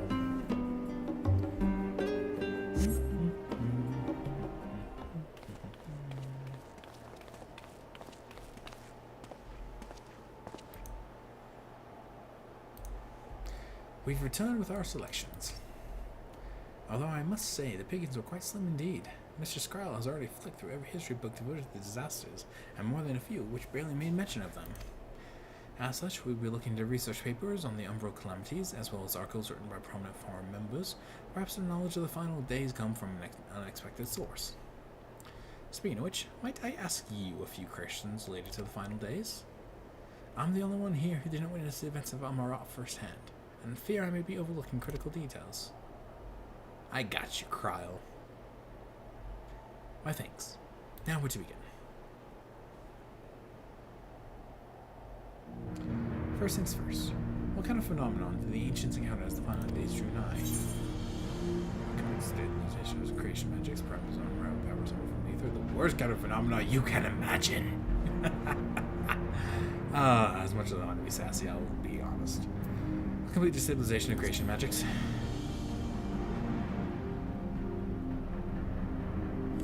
Yes, the unfolding catastrophe were having on all manner of life. The chaos extended into the ancients themselves, causing the powers of creation to spiral out of control. Fear and despair manifest in terrible, tangible fashion. Meteors raining from the sky, fire erupting from the ground, indescribable abominations prowling the streets. That more or less aligns with my understanding. If only odds of creation had survived until the present day, we might have had something substantial to analyze.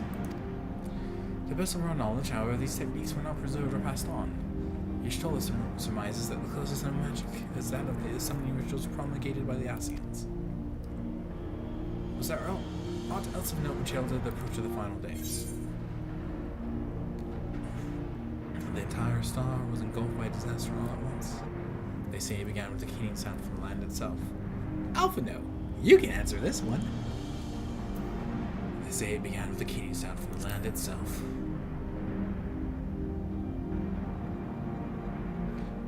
Yes.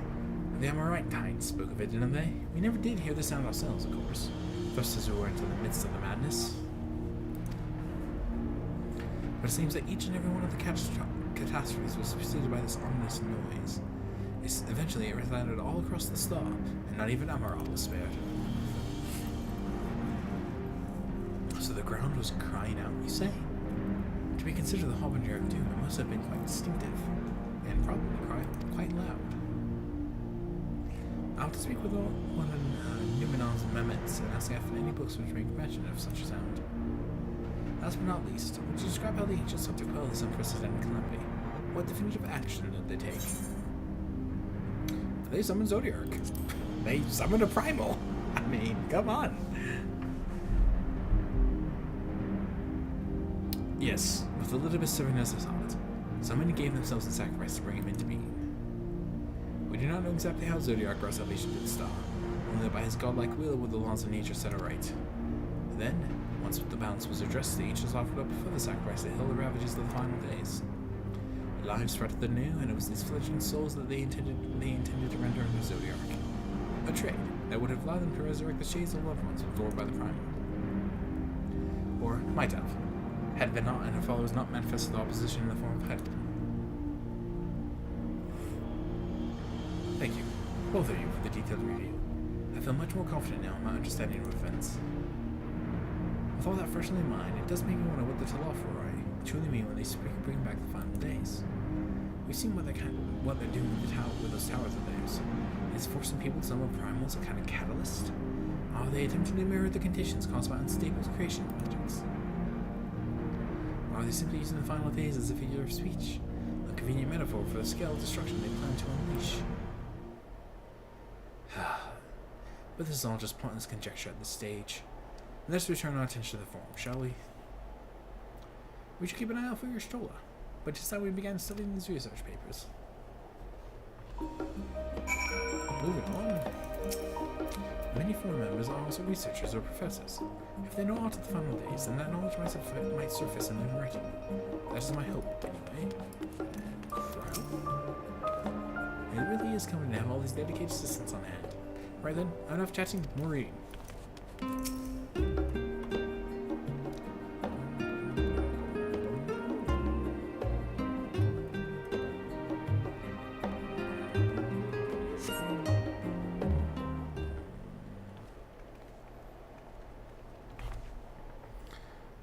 lost, am I?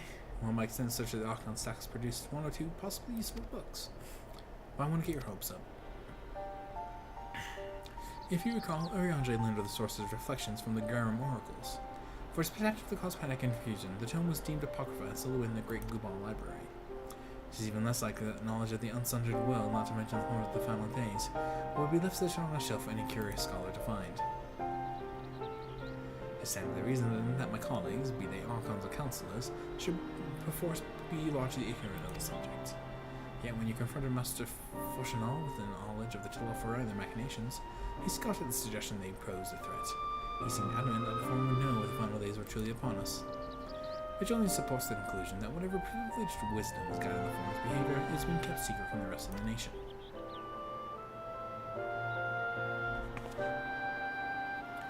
Not that I mean to excuse myself from reading duty. Whether to continue mention the final days or no, these books could yet hold something of value. You weren't thinking of leaving, were you? There's plenty of work for everyone. Do I have to read? I really don't want to. Reading and me do not go well together. It puts me to sleep. You labor for what feels like an age as your Stolas research assistant. That's what I get for being sassy to her and frickin' Shadowbringers, isn't it? Thank you for your help. I think I can manage the rest without your assistance. If I were you, I'd still have a few quiet moments for myself. You know what? You're right. Oh dear, you look exhausted. What about your studies? Were you able to find any books on the subjects I mentioned? Yes. Then the day was well spent. Should you wish to read them again, remember the references will point you in the right direction. For the moment, though, I suggest you take a well-deserved rest. You might be occupied with your research for quite some time.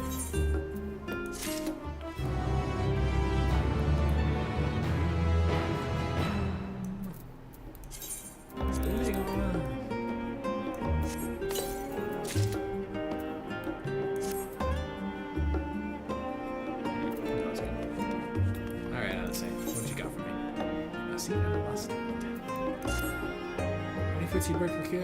I know I am. Honestly, my neck and shoulders are going to calcify if I don't stretch my legs and walk around for a bit. You know the last stand down in the harbor, don't you? Come and meet me near the outside tables and I'll treat you to their coffee. It's quite good.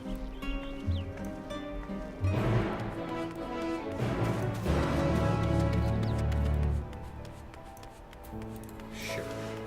Let's go have coffee with Jose.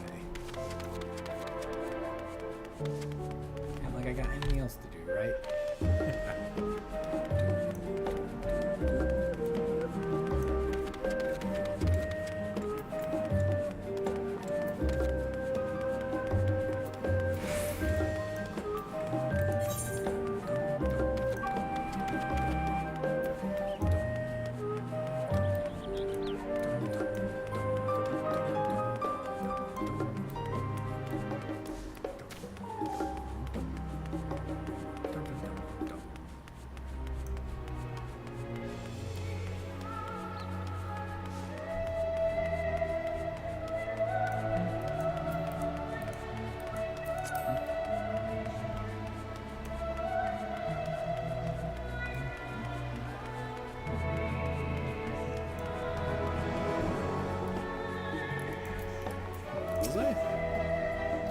As busy as ever I see, every shop in the know where the gourmet cafe has sprung up to compete for customers. Actually, this card gives me an idea. Before we place an order, why don't we ask a few questions and gauge the mood of the city? I'm not sure the hear the versus and say what they love for me. Might even learn something new. Worth a try, don't you think? I don't know if this is a good idea, I'll say, but sure, let's do it. What is it? Can a man not enjoy a moment of private respite? Looking to share a table, then I respectfully request you look up to them. You must understand, sir. There's no one you've noticed a lot for me.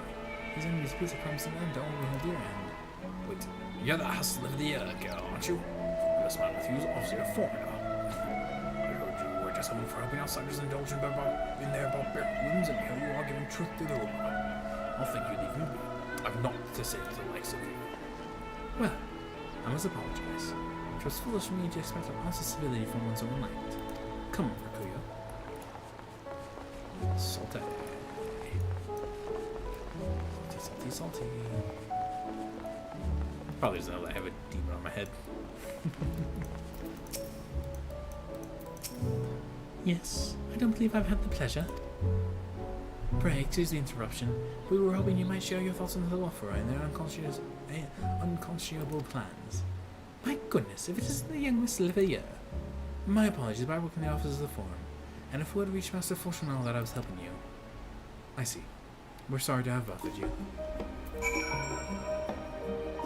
Dick on. Dick on.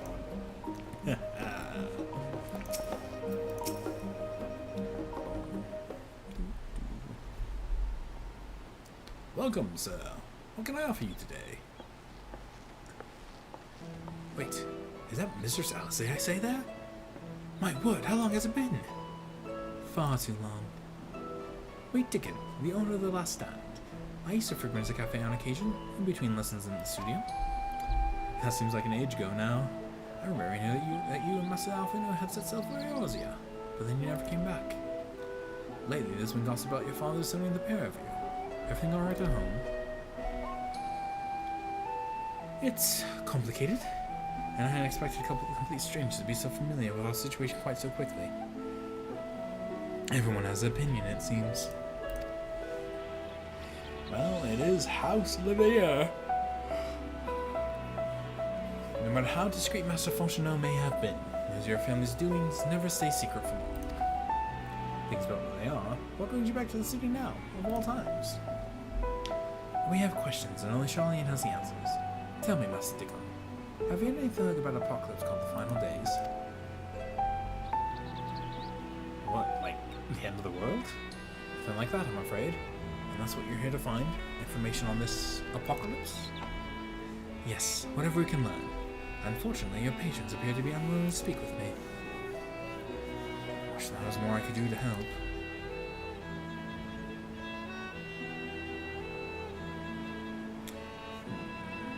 But maybe there is. You're a visitor to Charlene, aren't you? Then if you will know your face, we should be able to pass you off as a server with none the wiser. We should finish preparing a few orders.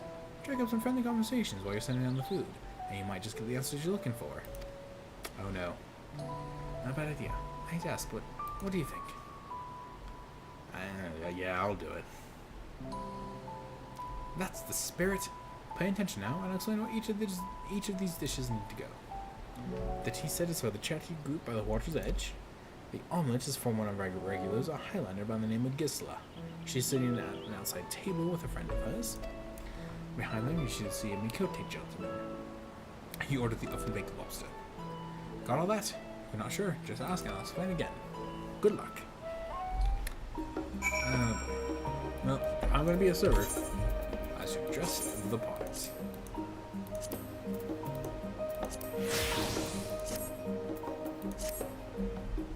Yes, that's probably this one. There we go.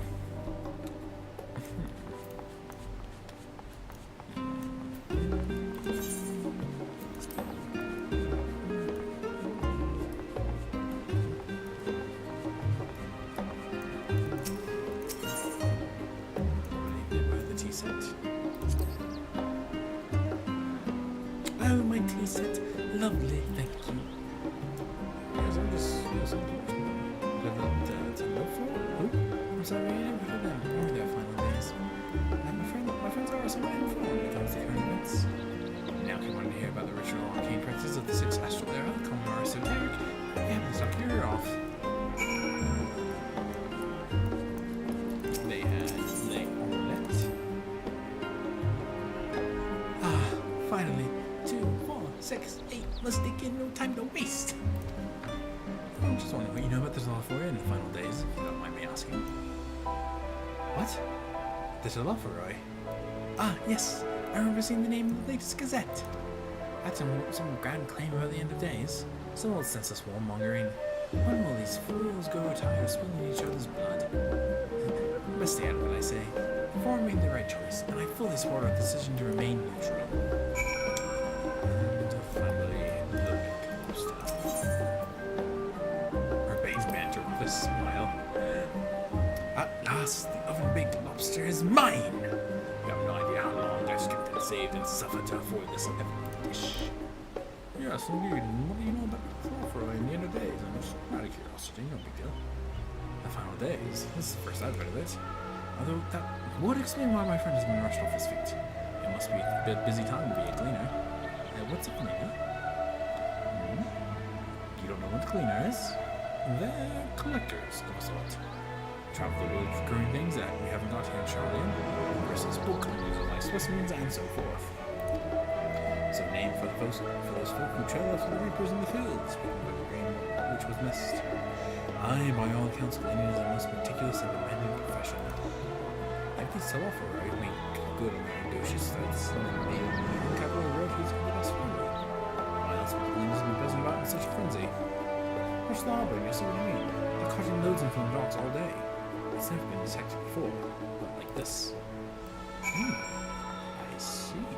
Thank you, sir. And now that I am no longer a summoner, that's my default Reaper outfit. Especially as wearing in there. God, my red mage fashion is on the line, I'm sorry.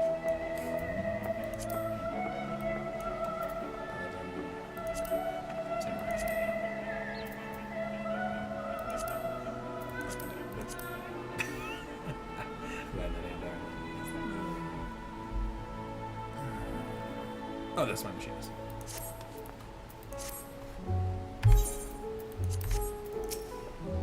Any trouble with customers? Will you get anyone talking? Quite a few, actually. If you look at the odds. Interesting, they seem unaware of the final days, aside from whatever vague news the gazettes are printing. Even Dickon had nothing to offer, and he's the best source of gossip in the city.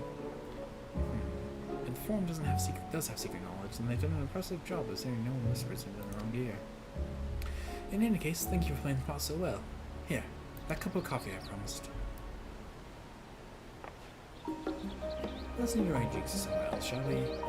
Maybe behind the peristyle, away from the gossips and their wagging tongues.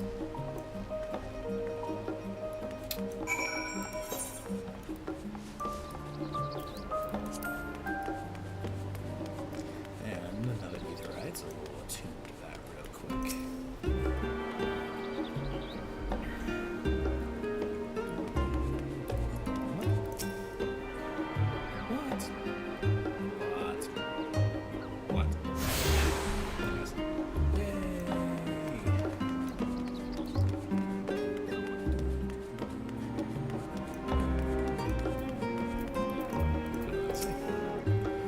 Yes, this should do nicely. Out of the way, get outside.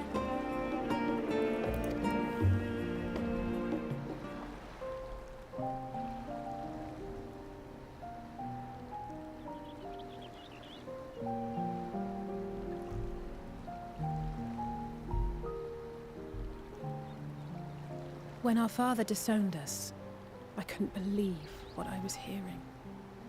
It wasn't until much later that his words began to sink in, that I began to feel the weight of what it meant.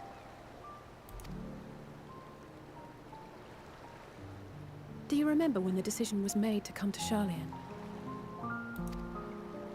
Graham said that the Forum was determined to keep us in the dark, and that Father's venomous performance was part of that strategy, to keep us at arm's length. Perhaps it was. Father argued with Grandfather on many occasions, but never with such dismissive contempt. And when he demanded what justifies the sacrifices we make in war, I honestly didn't know what to say. Neither did Alpha know, I know, but never for one moment did I believe we had made the wrong choice. So all I could do was fume silently. It was only afterwards that I realized how childish I had been. How being stubborn and self-righteous must run in the family. If I could have just mustered a civil response, then things might have turned out differently.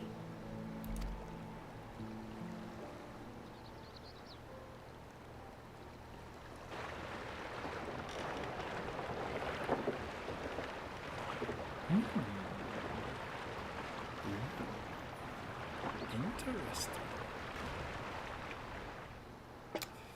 They must be ferrying goods to Labyrinthos. The hell's Labyrinthos? A vast complex beneath the island.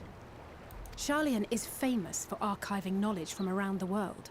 Well, that knowledge is not preserved exclusively in dusty tomes and desiccated samples.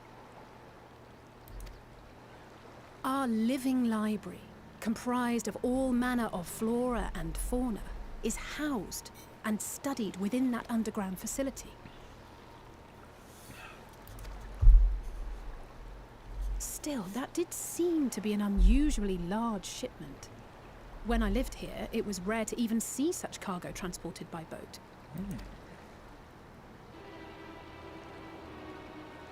Wait, didn't you hear something in the last stand about the gleaners coming and going more than usual? Yes, I did. Well, I think they're the ones we saw manning those boats. And gleaners answer to the Forum. If the appearance of the Telophoroi prompted this sudden burst of activity, then Labyrinthos may hold a clue as to what the Forum is planning. Smart. We need to get in there then.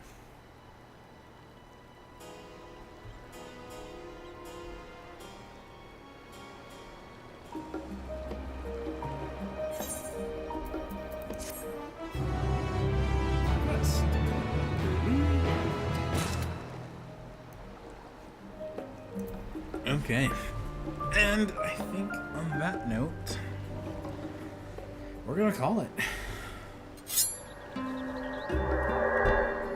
Good music for the vibe out on. Well, thank you guys for all being here and enjoying the stream. So far, Endwalker is starting out. I think it's not starting out strong as Shadowbringers, I think, but it's starting out pretty strong. I like the introduction to Sharlayan, and I also enjoy the tour. It was nice. It was a nice experience. So yeah, quite entertaining. So next time I do this, whenever that will be, we'll pick up where we left off, right here. Picking up Alizé as we find a way to go into the Labyrinthos, whatever it's called. Anyways, y'all have a great night. Catch you next time. And remember, I can't remember my intro phrase at this point. Eyes on the sky, or something.